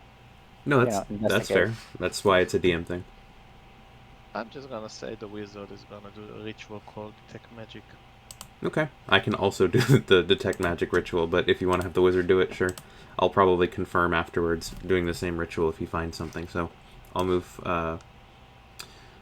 Ethrin up and have him use detect magic, as you said, Yes. with ritual. So 10 minutes later. So, you seem to detect the presence of something magical at one of the pockets of the zombies. This one seems to be much more. I mean, his clothes are already old and dried, but if you take a closer look, they used to look like noblemen's clothes. What order of magic is it?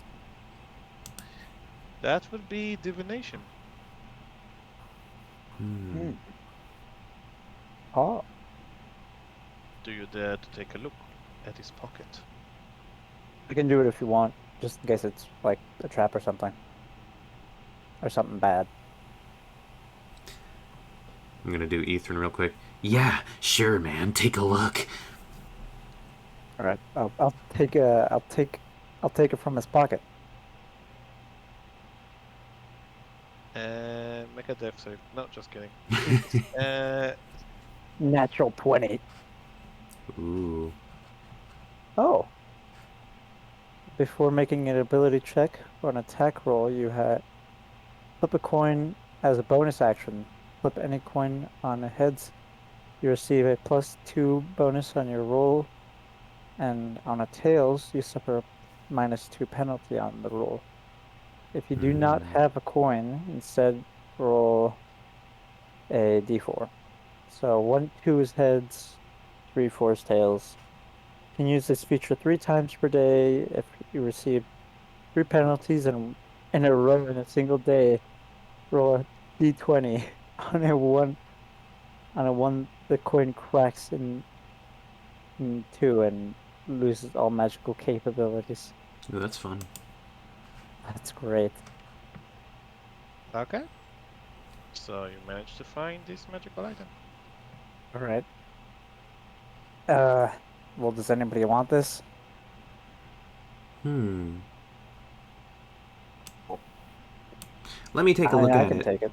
Or yeah, that's All fine too. right. If nobody else wants it, I can take it. Go ahead and take it then. All right.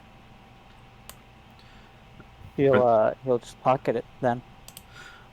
Hey, DM, are there any windows on the side of the building that are facing the cemetery? Oh, definitely. Can I sneak up to one of the windows and peek in? So that will be athletics checks to climb and Mm-hmm. stealth check if you're trying to be stealthy about it. I am trying to be stealthy about it, so I will do stealth and then athletics. Ew. Sure, whatever. Wait, are we moving in? Because I'm sneaking I up. mean, he's 17 trying to. stealth and then athletics. Are Minus you one, willing it? minus one, minus one. Oh, it's a 0. Oh wow. I knew that Oh was coming. wow. I knew that was coming. Okay, let me describe how you fail. So I'm sneaky though. Like, Yeah, I mean, you're stealthy as a ninja. You get to the wall, you look to the side, nobody's watching. You're starting to climb, but then you didn't do scratches before you start to climb, and you feel your back is all catch, and boom, you fall straight out on your back. And ow. One Because bludgeoning damage. I'm gonna say yeah. That's okay. You take 5. You take 5 bludgeoning damage. All right. Yeah. My Man. my shield tanks most of it, but I'm now laying on the ground. I mean, he roll is 0. I rolled a 0. Yep. Yeah. I'm gonna move myself over to the wall to where I fell. Ow! Ow! Ow! Did anyone even see me go or hear me fall? I'm just gonna walk Oh, back yeah. looking. I'm gonna walk back looking sullen and rubbing my lower back. Most definitely, everybody heard that. Ow! What Well, happened? The bad guys? I fell. Oh. I would just go to the front entrance. Yeah, that's probably a good idea. Ow. Yeah, let's just So- open the front door.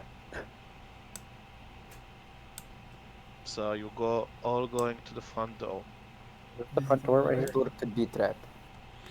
Yeah, is the front door on the So- south end, or is it where our ranger has walked up? Ranger. Okay. Or sorry, paladin. Sorry, Well, he is a fighter. I am bad at this. And yes, this is a door. Okay, let's head Yeah, down. the this. fighter. Good. Okay, so it's for the fighters. Okay, never mind.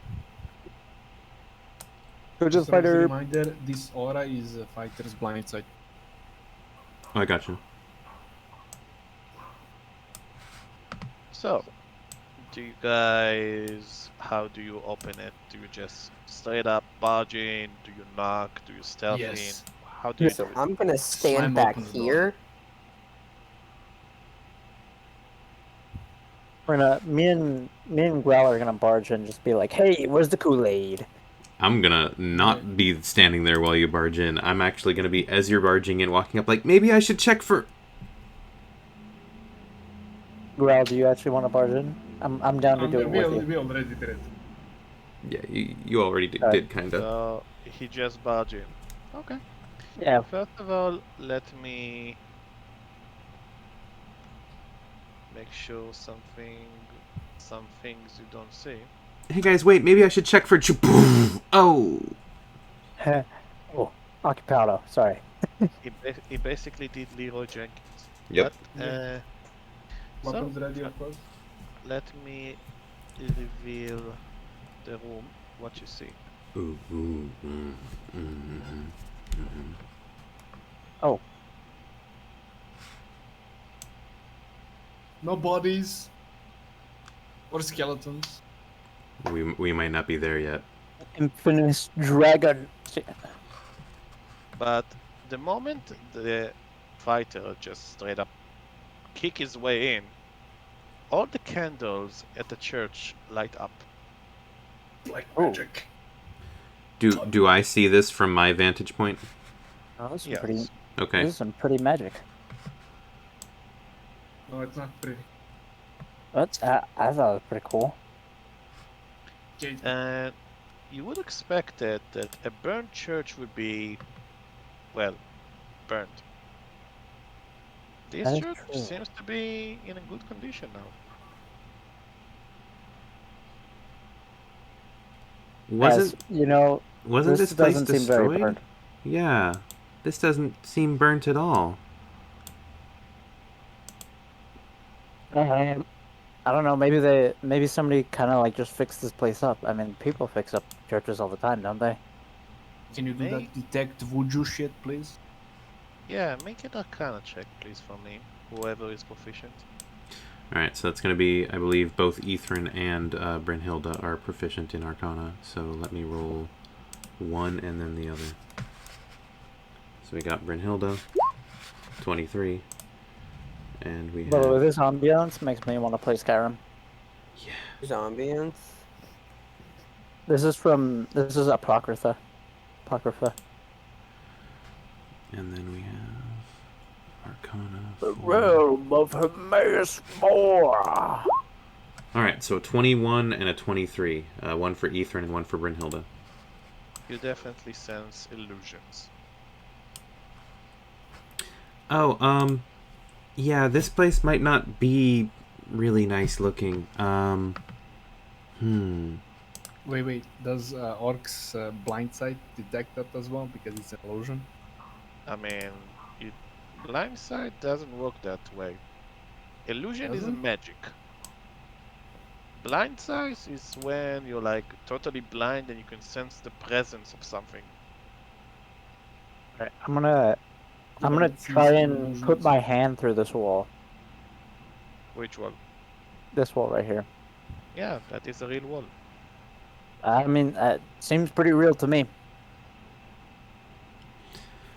No, I mean, like, the walls and stuff are real, but I don't know if these candles are, or I'm gonna walk up to a candelabra and try and, like, poke the candelabra, stick that's coming up from the ground.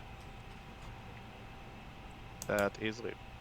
And then I will trace it slowly up to the candles at the top and try and put my fingers around one of the flames to make it go out. You take 5 fire damage. 5 fire damage from a candle? Alright. Ah, sorry. Make it 1 fire damage. Alright, that's fine. Ow! I got used to roll the d6. Okay, they're real. Yeah, I was saying. I mean, they seem pretty real to me. He's gonna enter this room. Well, there's no signs of kids. What's in this room, DM?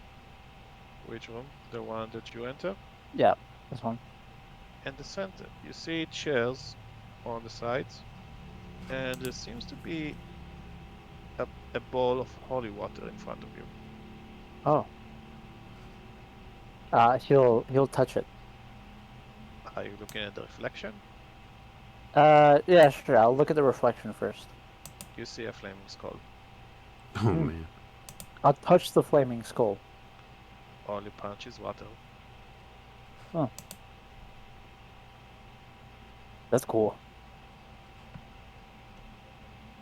I mean, I'm not cool because, it took all the children, but it's a cool effect in the water.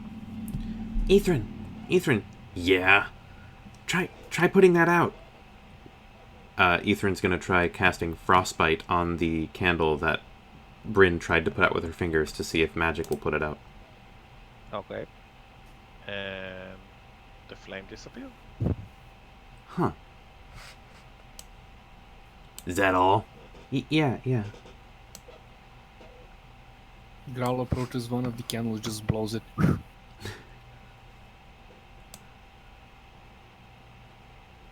Keep the flame disappear. Like a normal flame would disappear. Gonna head into this room here with the table. I want to try drinking this holy water so bad, but I know it's a bad idea. I mean, you can certainly try. I drink it. Big kitty thirsty. The water, when you drink the water, it tastes so refreshing. It's holy water. I mean, I don't know what you expected. Are there any papers on this desk in this other room? Actually, there is. Okay. Gonna roll an investigation check to take a look and see what I can find. Sure. What? Alright. I'm guessing these are bookshelves right here. Yes. Alright, he's gonna Natural look 20, for... 27. Well, you can definitely see that this room heard a lot of sacred and religious texts of the religion of Lavender. Mm-hmm. And with that natural 20, you do see something odd about one of the closet, one of the library. How do you call it in English? Bookshelves? Closet? Bookshelves. Okay, Yes. closet, gotcha. Well, I'm definitely going to investigate something I found that looks weird. One of the books has this black cover and red letters. Anybody speak Celestial? I do. I think. Wait, maybe I don't. Oh, but Let me check The languages. title of no, I don't. book. I don't read it. Never mind. Neither. Anybody can speak Celestial? Going once. Well, you don't know what the hell this book is. Got it. Well, it looks interesting, so I'm going to tuck it into my bag. And I'm probably going to grab some of the papers as well, just because they look interesting. So when you grab the book and you try to put it in your bag, the book seems to levitate out of your hand. Whoa, what, what? Whoa. How'd you do that? I didn't do that. It's just kind of doing that on its own. Oh, Yeah. that's not. The book seems to be floating and heading. I'm just gonna mark the direction. Does my crow speak celestial?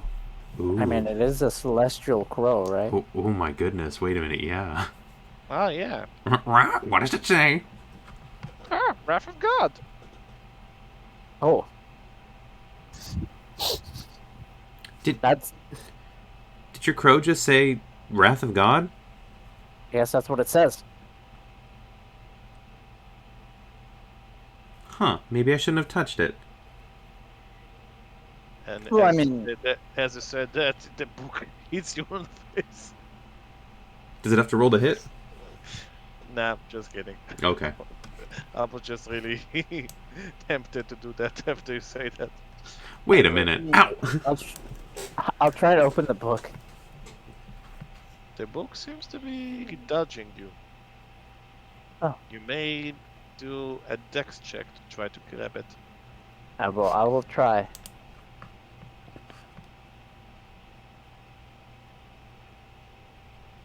Three. I will try Yeah. too, because why not?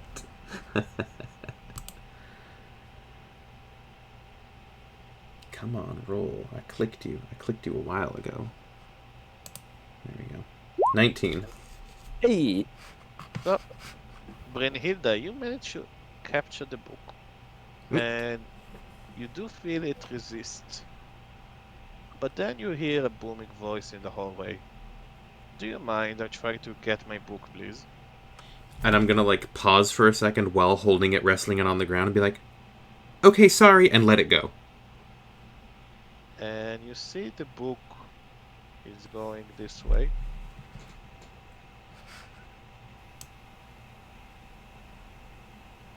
Wait, why did you? What if the bad guy? Well, they asked nicely. Wait, which way? You see the red dots? No, I'm not. I can't see the Nope. red dots. Don't you see the 5, 15, 25? It might be 25 on feet? GM layer. Mm-hmm. Oh, okay. Yeah, like we weren't able to see any of your rolls because I think you're on GM layer. Okay, do you see it now? Yes. Yeah. Does Groll see it? I mean, it is a Is- book that is currently flying. Okay. And nothing else. I'm gonna kind of follow it as it goes and Yes, I'm here. head forward into this room because I'm now curious about the book that talked to me, or the person that talked to me, or the book that flew away. Either way, it's all very interesting. Yeah, the raven that also talked. By the way, is this supposed to be here? Raven? No, this. Well, Dragon? it A is. dragon? It is a staircase. No, it's a dragon. There's like a little dragon thing there. Ah, yeah. Fucking small bomb.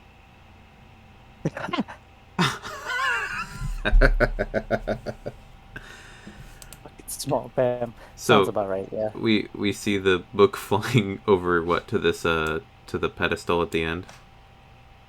Yep. All right, cool. Oh, is And it church time? you see, as you all approach, you see the flame skull appeared right behind the roach.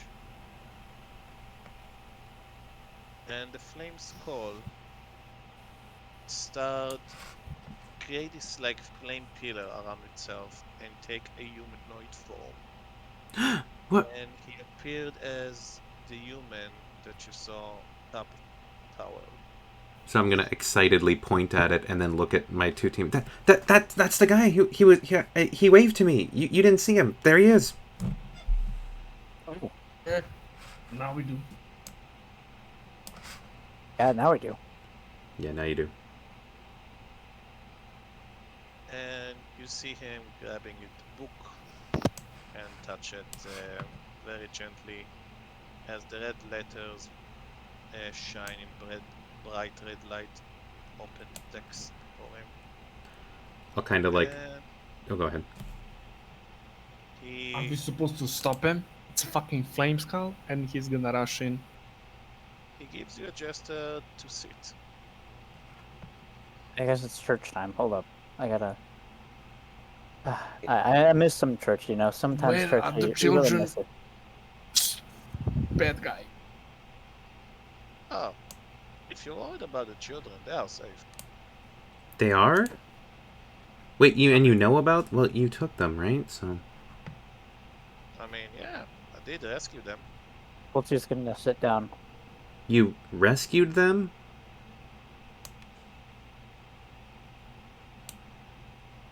Wait, what? Rescue them? Are they alive? He said Yes, they're safe. they are definitely alive. They are actually playing at the moment and drinking tea. They finish all the best biscuits. Oh, damn. You still got any crackers? No, but we do have some deer meat that we hunted. Hmm. Sounds pretty good. Slightly burnt. Wink, wink. So who's the sinner? Well, isn't that the real question? He said that as he closed the book. Oh, also, sorry about your book. I didn't know it was yours, and I didn't know it could fly. Well, I did kept it hidden, but you seem to have a good eye for magical items. I'll do the finger guns at him, like, yeah. It was So a tell pretty me. cool magic trick. Oh, thank you. So tell me, children, who might you be? Well, first of all, I'm not a child, but I'm full tier. Everybody is a child in the eyes of the Lord, and he points at the statue of Lavender.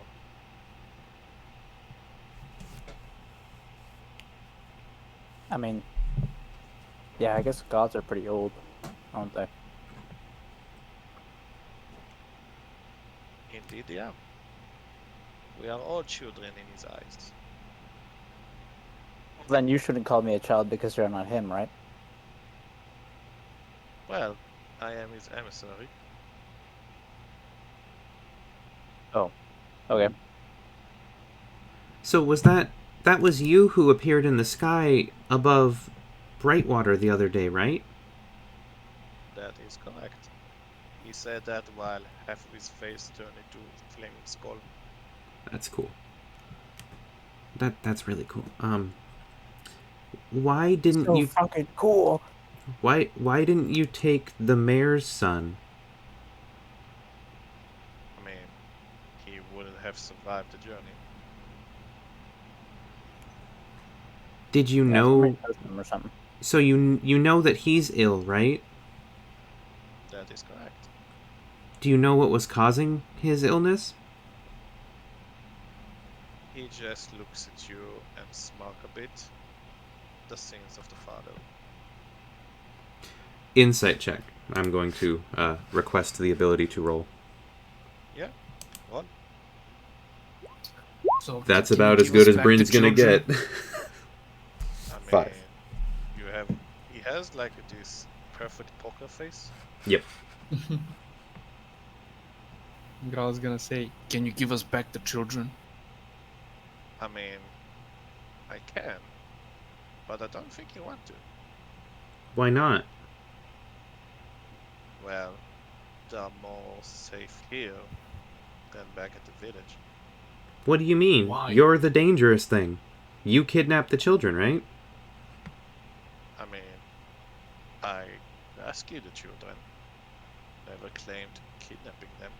I did say that I will return them when the sinner reveals himself. Well, But who was the sinner? yeah, who's the sinner? Well, let me show you instead of telling. And he opens the book and say in Celestial, memories of the past.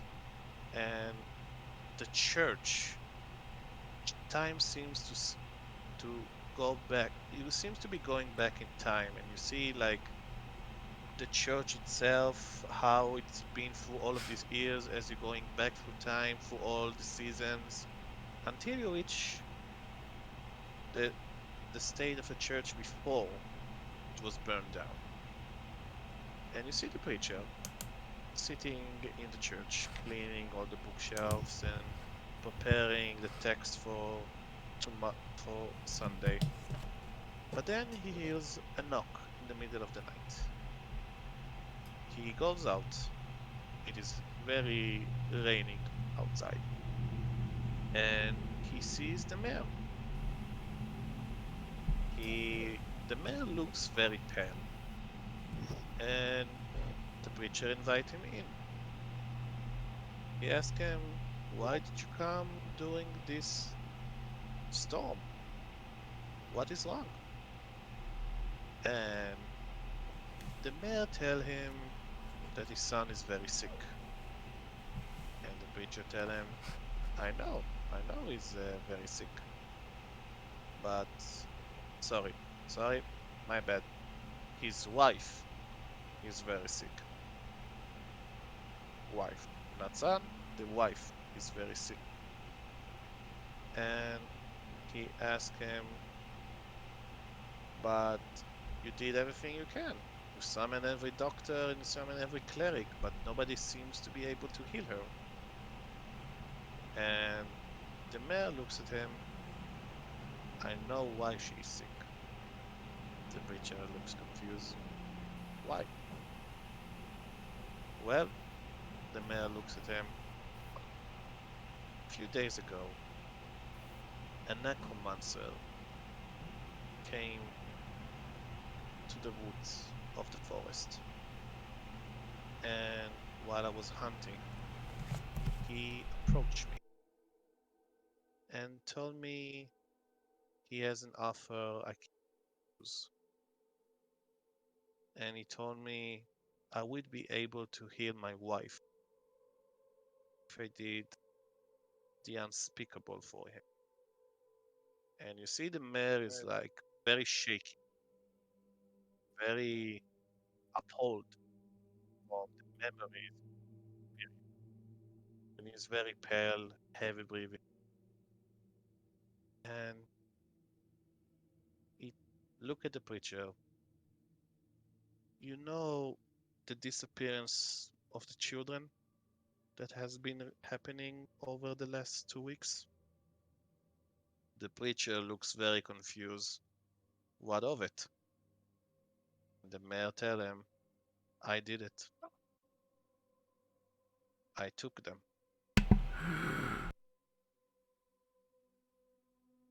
Where did you take them? The preacher asked. The mayor tell him, I dragged them, put them middle of the forest where the necromancer would come and take them.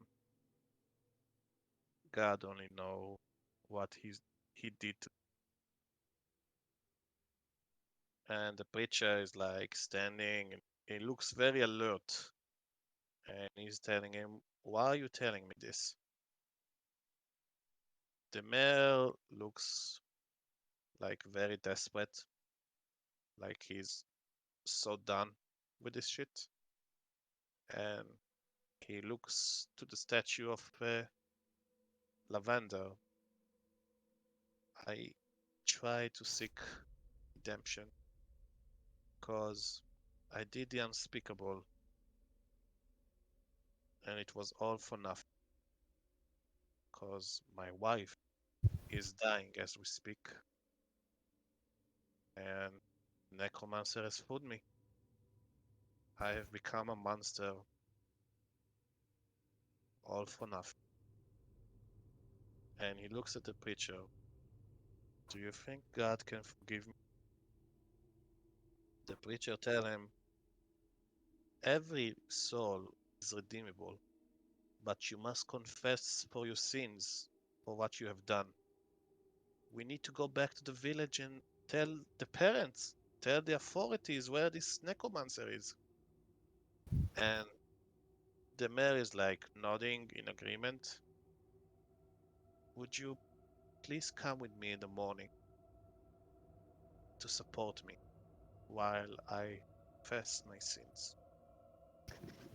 The mayor, the preacher, seems more relaxed and tell him, well, of course, my son, I will support you. You're doing the right thing. And the mayor nods at him and leaves.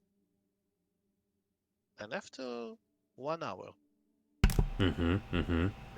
the preacher hears knock again on the door. Pitchforks But this this time, time, though. but this time it's not just knocks, it's multiple knocks and kicks and cursing. And I the see. villagers break the door down with pitchforks and torches, raid the church and grab the preacher. And the mayor and his guards coming in, and the mayor demand that he be captured and muzzled. And one of his men that went to the personal chambers of the preacher comes back and yell, I found the proof! I found the proof! And he comes back with a box. Inside of this box, there are small children's shoes inside. The parents of the last children horribly look at those shoes as they say, claim those shoes as the shoes that children were wearing the day they disappeared. The mayor looks appalled at the preacher. He kept trophies. The preacher looks shocked and bewildered. He is trying to defend himself, but the villagers just kick him, punching him, spit on him. They grab him to the middle of the church. They grab a wood pile from the seats, and they start a fire with the preacher inside, burning him to ashes with the church of their god. And with a snap, you go back to reality, to the present. Back to reality. I'm gonna look around me Oh, and see everyone else coming out of the same sort of dream and kind of be wide-eyed and in shock a little bit after having gone through memory lane. it's not actually a dream, right? That was basically going through memory lane. Mm-hmm. Because if it's anything, okay. So if it's anything that has to do with a dream, Full Tier would not have seen it.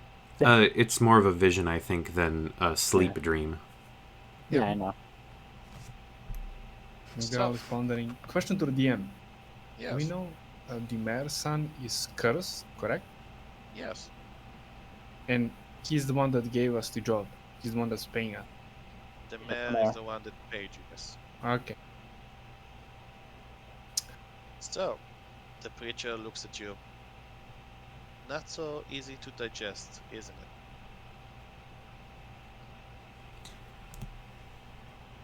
That's sort of crazy. I have So, one question. Used it there. Did you curse his son? The preacher looks like legit insulted. no, I would never harm a child. To No, anyone who would? I think I know who did that. Oh, yeah. You, in that memory you just showed us, you talked about a necromancer in the woods. If you are trying to protect the children and the mayor was selling them out to the necromancer, it makes the most sense to me that the necromancer is probably the one who got the wife and the son sick of the mayor in order to drive him to do this to begin with. That is correct. The first time he used the wife as a bargaining chip. But then the little man decided he wants to get out of the business, the deal. So the necromancer killed the wife and threatened the same to the child. But because there was so much attention on the village because of this disappearance of the children, the necromancer agreed they needed a scapegoat. And that was you. Yeah, that was me. So How you were you alive? revived by the necromancer then? Oh no, I got resurrected by him. And he pointed at the statue. Hmm. You Or the see, tattoo? I'm a vengeful spirit, Mm. and this is why I have this. And he shows you the book, The Wrath of God. So like, do you want us to like kill the necromancer? Like, Oh, definitely, I want you to kill the necromancer, but I think there is somebody else takes priority. What you think? honestly, I feel like the necromancer takes priority if anything because he's the one that I drove agree. But we the have no mayor to do idea this where the in the first necromancer place. is. All we've been told is that they were out in the woods and that the mayor has met with them. If we want to find the necromancer, we probably will need to talk to the mayor first and find out where they last met them. Yeah. Mr. Um, Flamey Skull, quick question. Do you know about the new temple that they built in the middle of the city? Ah, yes. Building a new temple after burning their old one.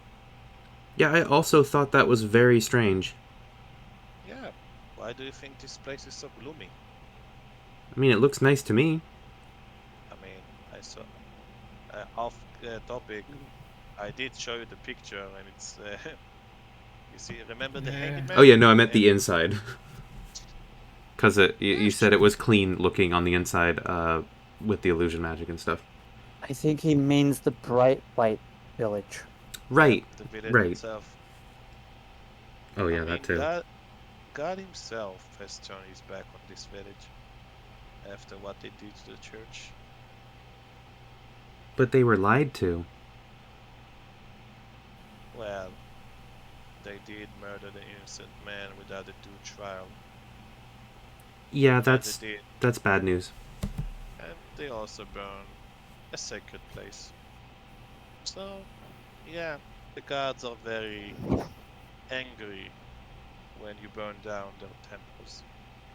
I would think so. Dallas. However, there is still hope. Even though they kill me, they are still my people. But I will not give the children while the mayor still has power in his position in the village. No, I agree. Because if you do, then they're just going to be in danger again. Um, I'm going to turn to everyone else. What do you think we should do? I think maybe we should go back and tell the mayor that we investigated but couldn't find the children, and then see if we can get some information about the necromancer out of him, or try and get him to confess what he knows, since now we know. Well, honestly, it seems like if we try to make him confess what we know, he's just gonna try and turn the entire town against us. I mean, does the preacher know where the necromancer is? That's a good question. Do you know? Unfortunately, I do not. That information only the mayor would know. However, I do know he kept a journal. The mayor did? Yes. Ooh. Wait, You, you see, the son he was a bit chatty when he used to come to the church. Mm-hmm. Mm-hmm. And he did tell me his father likes to write everything in the journal. Well, I mean, we kind of got rid of the thing that's kind of like was cursing the child, right? We got rid of that teddy bear. I mean, it's only a matter of time before the necromancer will notice it. True. Well, maybe we should wait around the mayor's house, because if he does notice it, then he's gonna come back to curse another item, right? So we can wait around the mayor's house and wait for him to come back and curse another item. That might work. Sounds like a good plan to me, but I mean, Well, what happens if we kill the person who's paying for us, or make them so upset with us that they don't pay? I mean, we are solving the problem, but the cause of the problem is the person asking us to help solve it? I'm a little confused. we might have to ask the guild for help on that one. That's a good idea. I mean, think about it. If you were the mayor, and suddenly a flaming skull appeared, who is apparently the guy that you framed for murders that you committed, of course you will hire some mercenaries to get rid of him quickly. We want to see the children so we can make sure they're safe. Oh, yeah. You saw the staircase down early before you came in, right? They're right there. All right, I'll go take a peek. And she kind of runs off. Okay. I'm gonna sit here and do some prayers. You know, Holtzer's just gonna do some prayers. I'd like to ask a question. Okay. Alright, hold on. Let me remember the character's voice.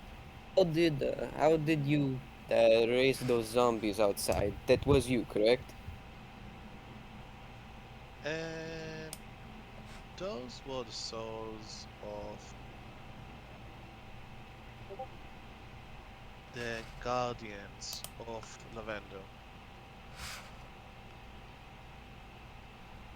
You see, they were burning with this fire. As I resurrect them to guard the children from the mayor's guards. So you raised the dead?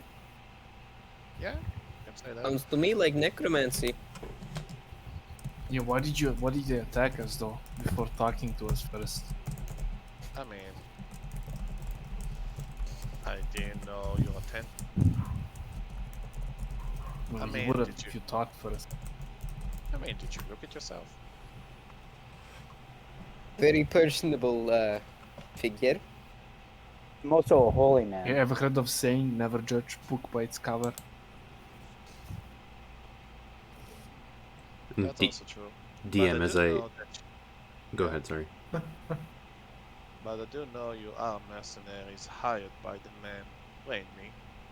So, yeah, can't really blame me for being careful. So I've gone to the staircase and I'm trying to sneak down so as not to, scare anyone or alert anyone. But as I sneak down, what do I see? Well, you see a staircase leading down to the basement. Mhm. And you see a door, and under the door you see light under it. Okay, Make I'll a kind of, perception check. yeah, perception then.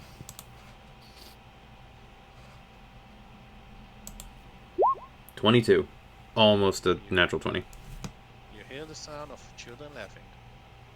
It'll bring a smile to Brynhilda's face, youthful as she still is, and she will, with that smile still on her face, head back into the room. Yeah, it definitely sounds like there's happy kids in there. I don't think I'd hear noise like that if Mr. Preacher Skull were lying. Pardon me, can I get your name, Mr. Skull? My name is Richard. Richard Preacher. Alright. His name is Dick. He beat me to it. Flaming dick. Okay. Certainly, Hell yeah. the gateway to hell erupts from under the druid feet, and he's getting thrown to the ninth hell. Oh, why the druid? I was the one that said it. Ah, yeah, you do. Hell yeah. I was going there already, boy. So, continue.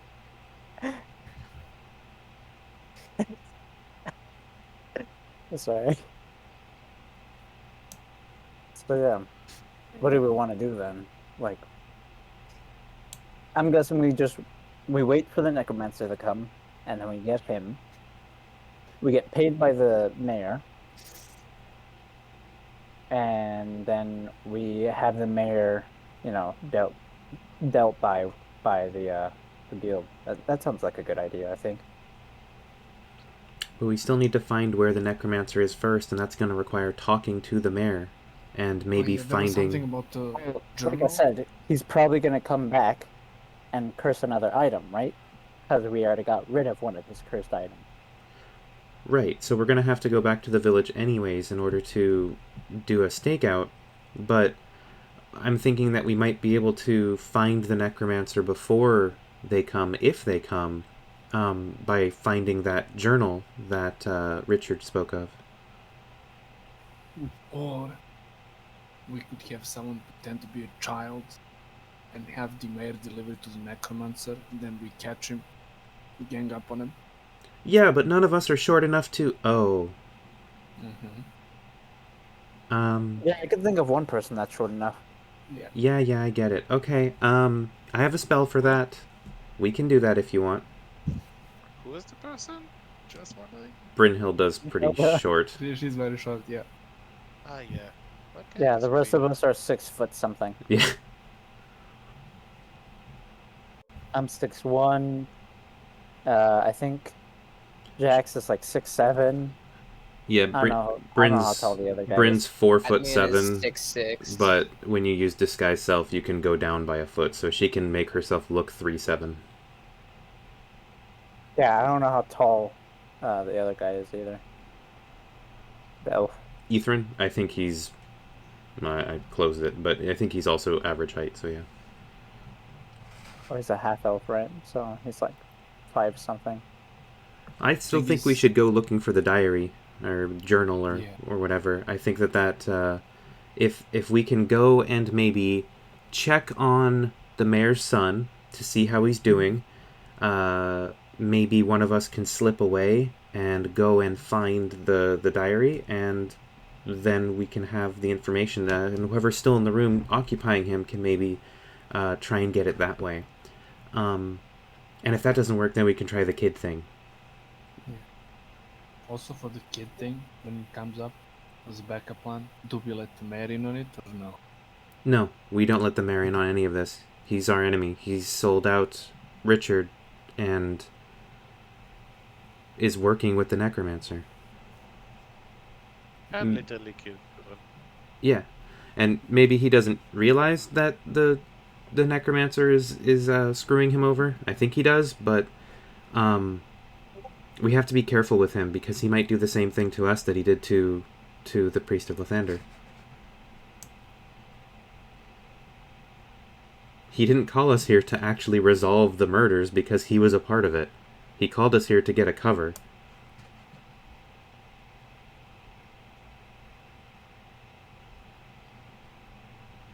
Yeah, let's get the journal first, and then we do the rest after we see the film. Mr. Richard, can you recognize us if we come back so that we don't have to fight more dead people? Yeah, sure. I mean, if they will be sending more of the guards, then guess I just burn them. Right, sure, yeah, no, but us, we're on the same page here, so I think we can dispense with the hostilities for now. Yeah, sure. All right, so what does everyone say? Should we head back to the village then and make a report and get this going, or do we want to rest here first, or what should we do? What time of the day it is? It's like noon or something? We left in the morning. It will be known. Yeah. Okay.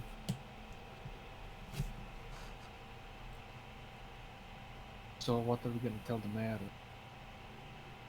I think we tell him that we didn't find any children and that we need more information, and then we check on his son, and hopefully we can get some information about the necromancer. Obviously, we're going to have to lie, so whoever is good at making a flowery story might be best for that. I mean, you could probably trust the word of a paladin. Yeah. This should be a good one. The the raven is laughing. Hey, I mean, I'm trustworthy. The raven is giggling a bit. Look, Ethern's like, I might not be as smart about this world as you are, but that just, that makes me even more trustworthy because I wouldn't lie. Yeah.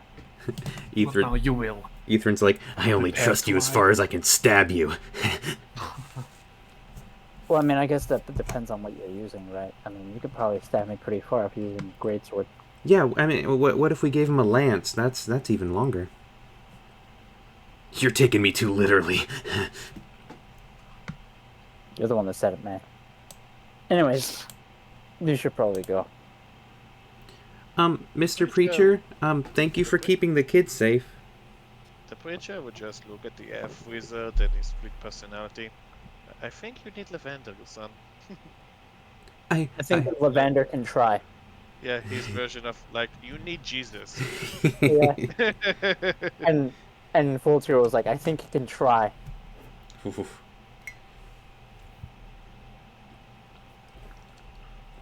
All right, Ethan, calm down. Let's get going.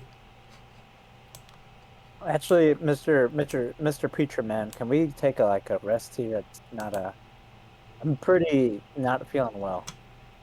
Yeah, sure. You can even have some tea and cookies.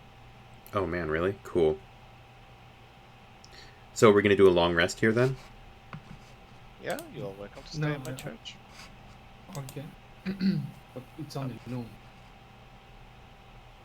How about we go back, see with the mayor, but lie with the truth. Say, we dispatched some undead and we believe there's a necromancer about. If he can give us some clues as to where we can find him. And when he lies, we can spot some truth in it. See, we Well, can say, is he north of the town? If he says no, blah, blah, stuff. what if he asks about the kids? I've seen them and I know that they're there. You can tell the truth and say that you haven't seen them, but Exactly. Yeah, exactly. If I talk, then I haven't seen them. That would be telling the truth. Just play on. okay, I'll just try and be quiet. And then Ethan will say, "Hey, you said we need to sneak around, right?" Yeah. Well, I got a thing for that. And he flips through his spell book and shows a page that has the spell invisibility. I just need to get it ready.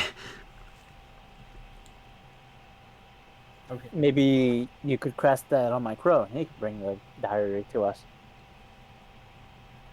Excuse me? I mean, hey, you wouldn't be outside, right? Are you sure your crow can carry it?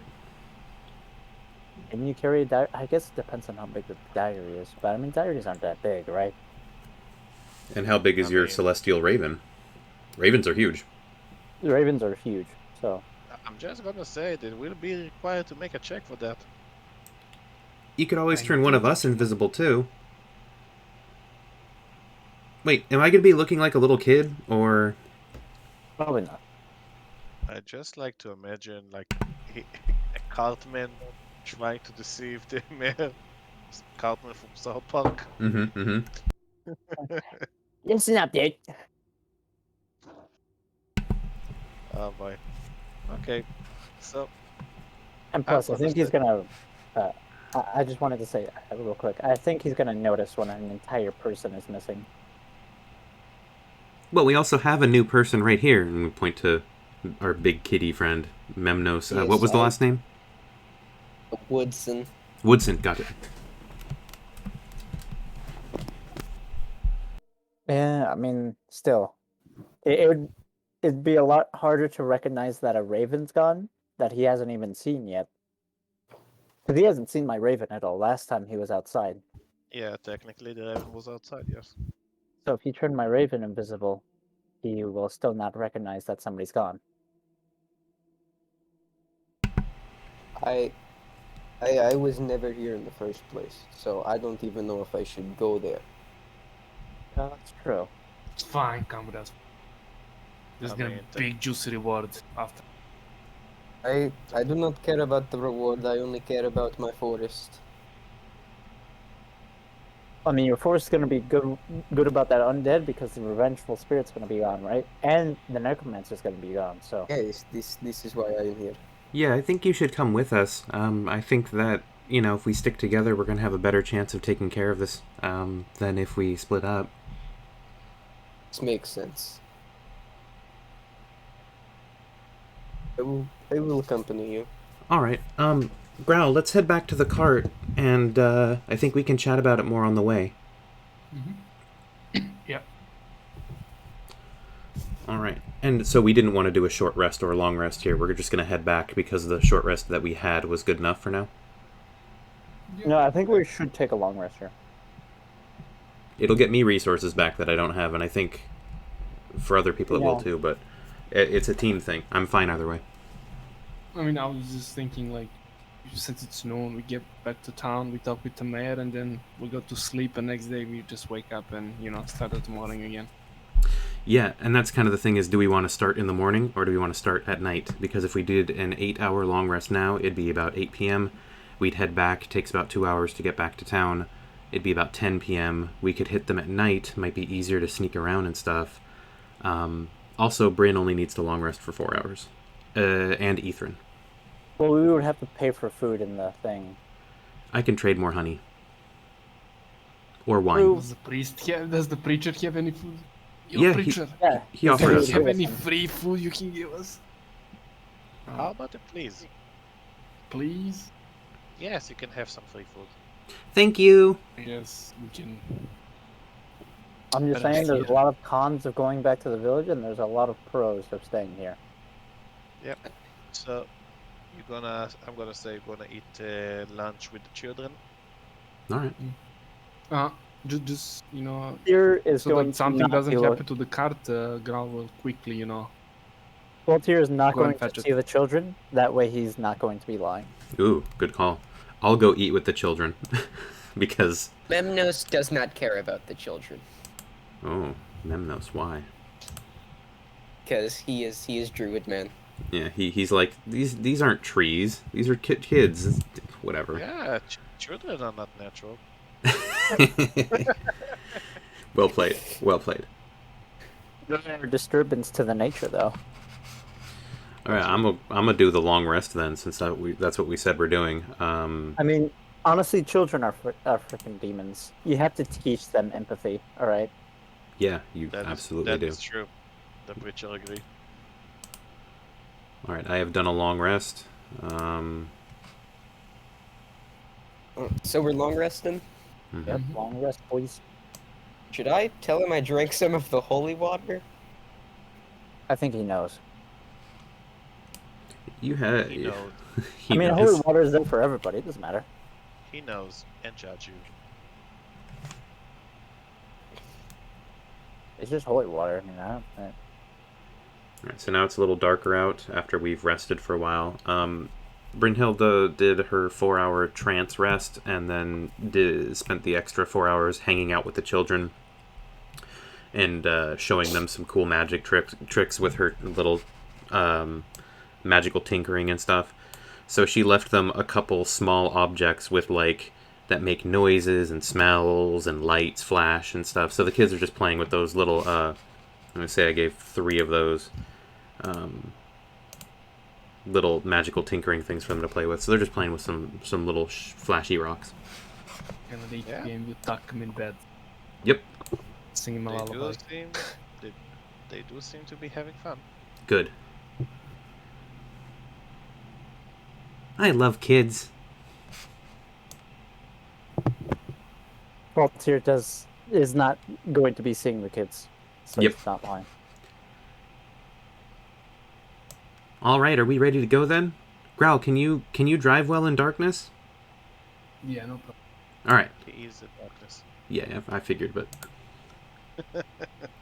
well then we're ready to go.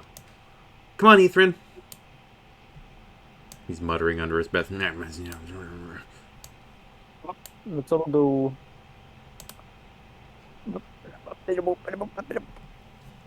Oh yeah, Okay. no, I'm glitching out, huh? Up, grabbing Ethrin, and we're heading out.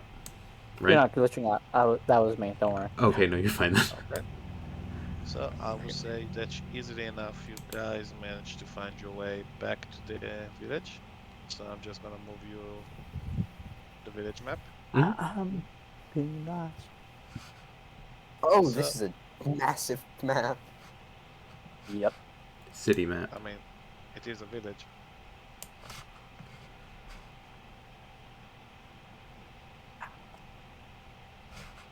So you guys are back at the village, Well, there's and the Ethrin token. you see the two guards at the entrance. Well, you guys were back pretty fast, and they're like looking behind you.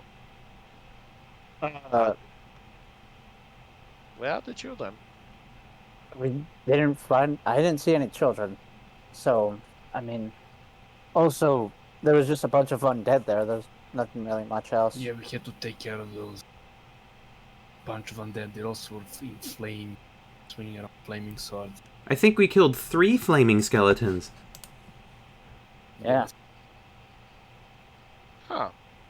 Well, they were only undead? There's only undead. Roll me No deception caster. check. Roll me deception check. I mean, if Who- it's full tier who's doing the lying, his explicit words were, "I did not see any children," which is true. So roll me persuasion. Ooh. Does he get advantage because we all spoke up to assist, or is that? Sure. It's up to you, DM. I'm just trying to.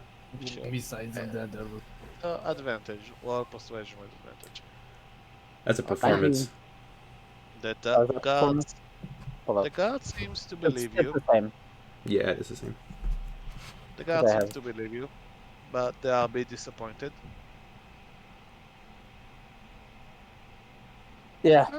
I miss my daughter. The guard is like squealing a bit.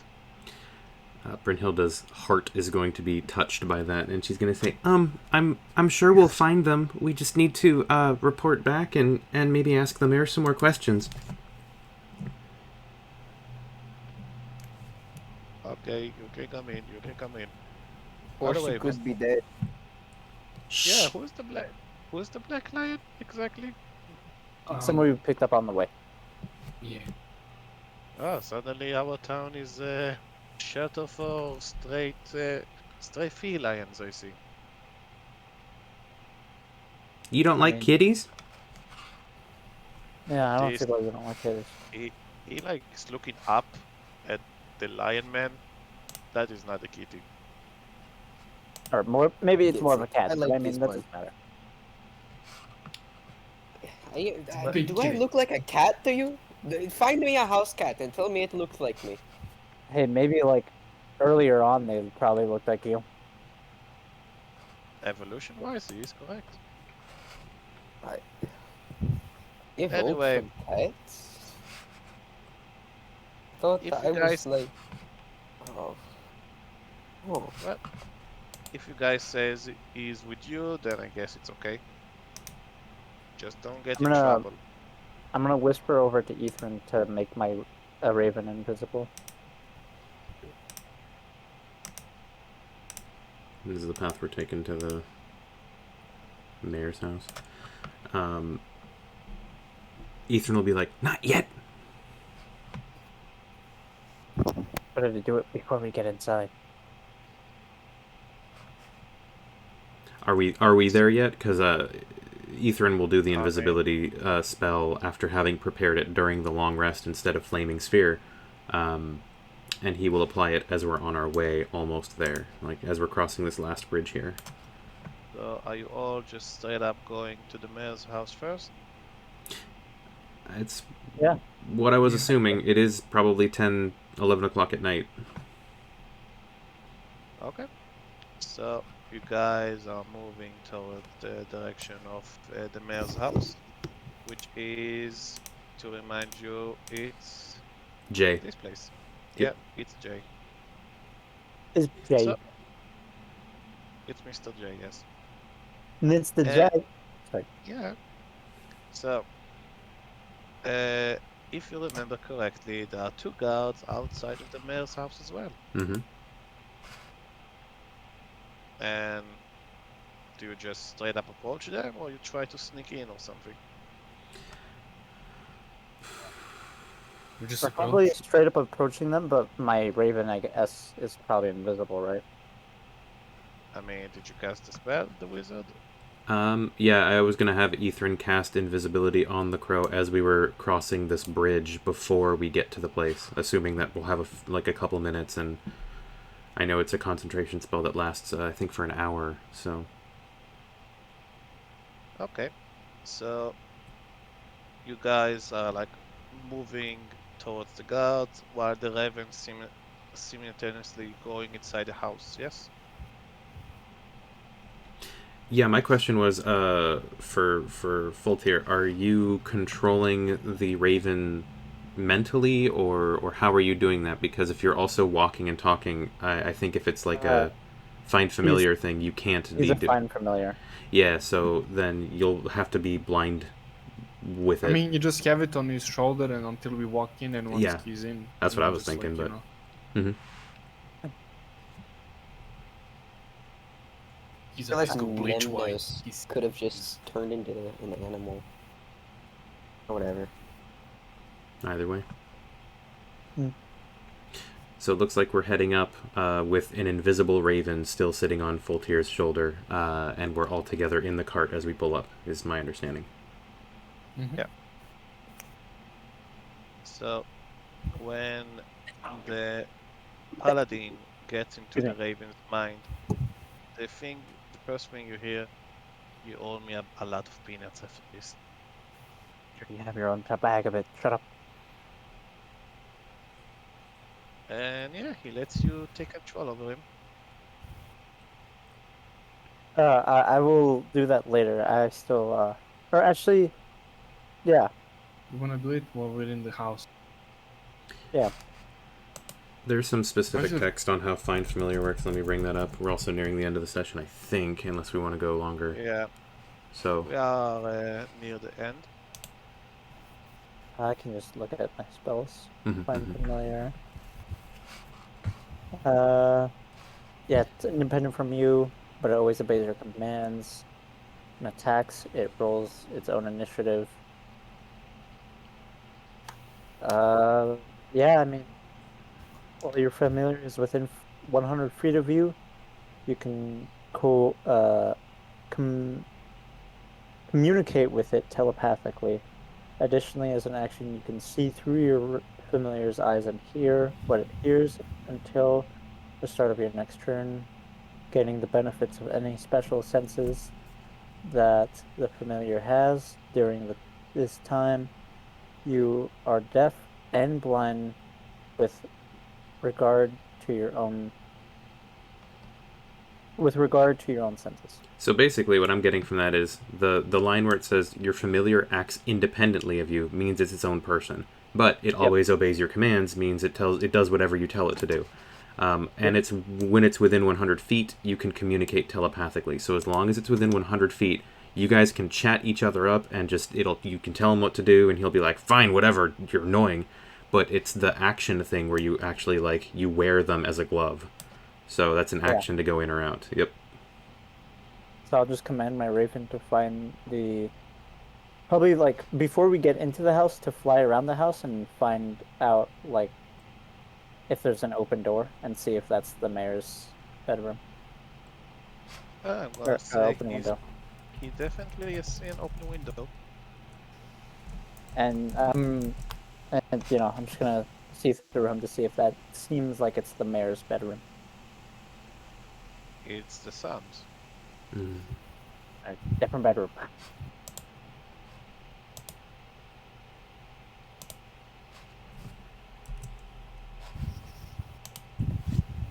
And anyway, we are at Do you want me to?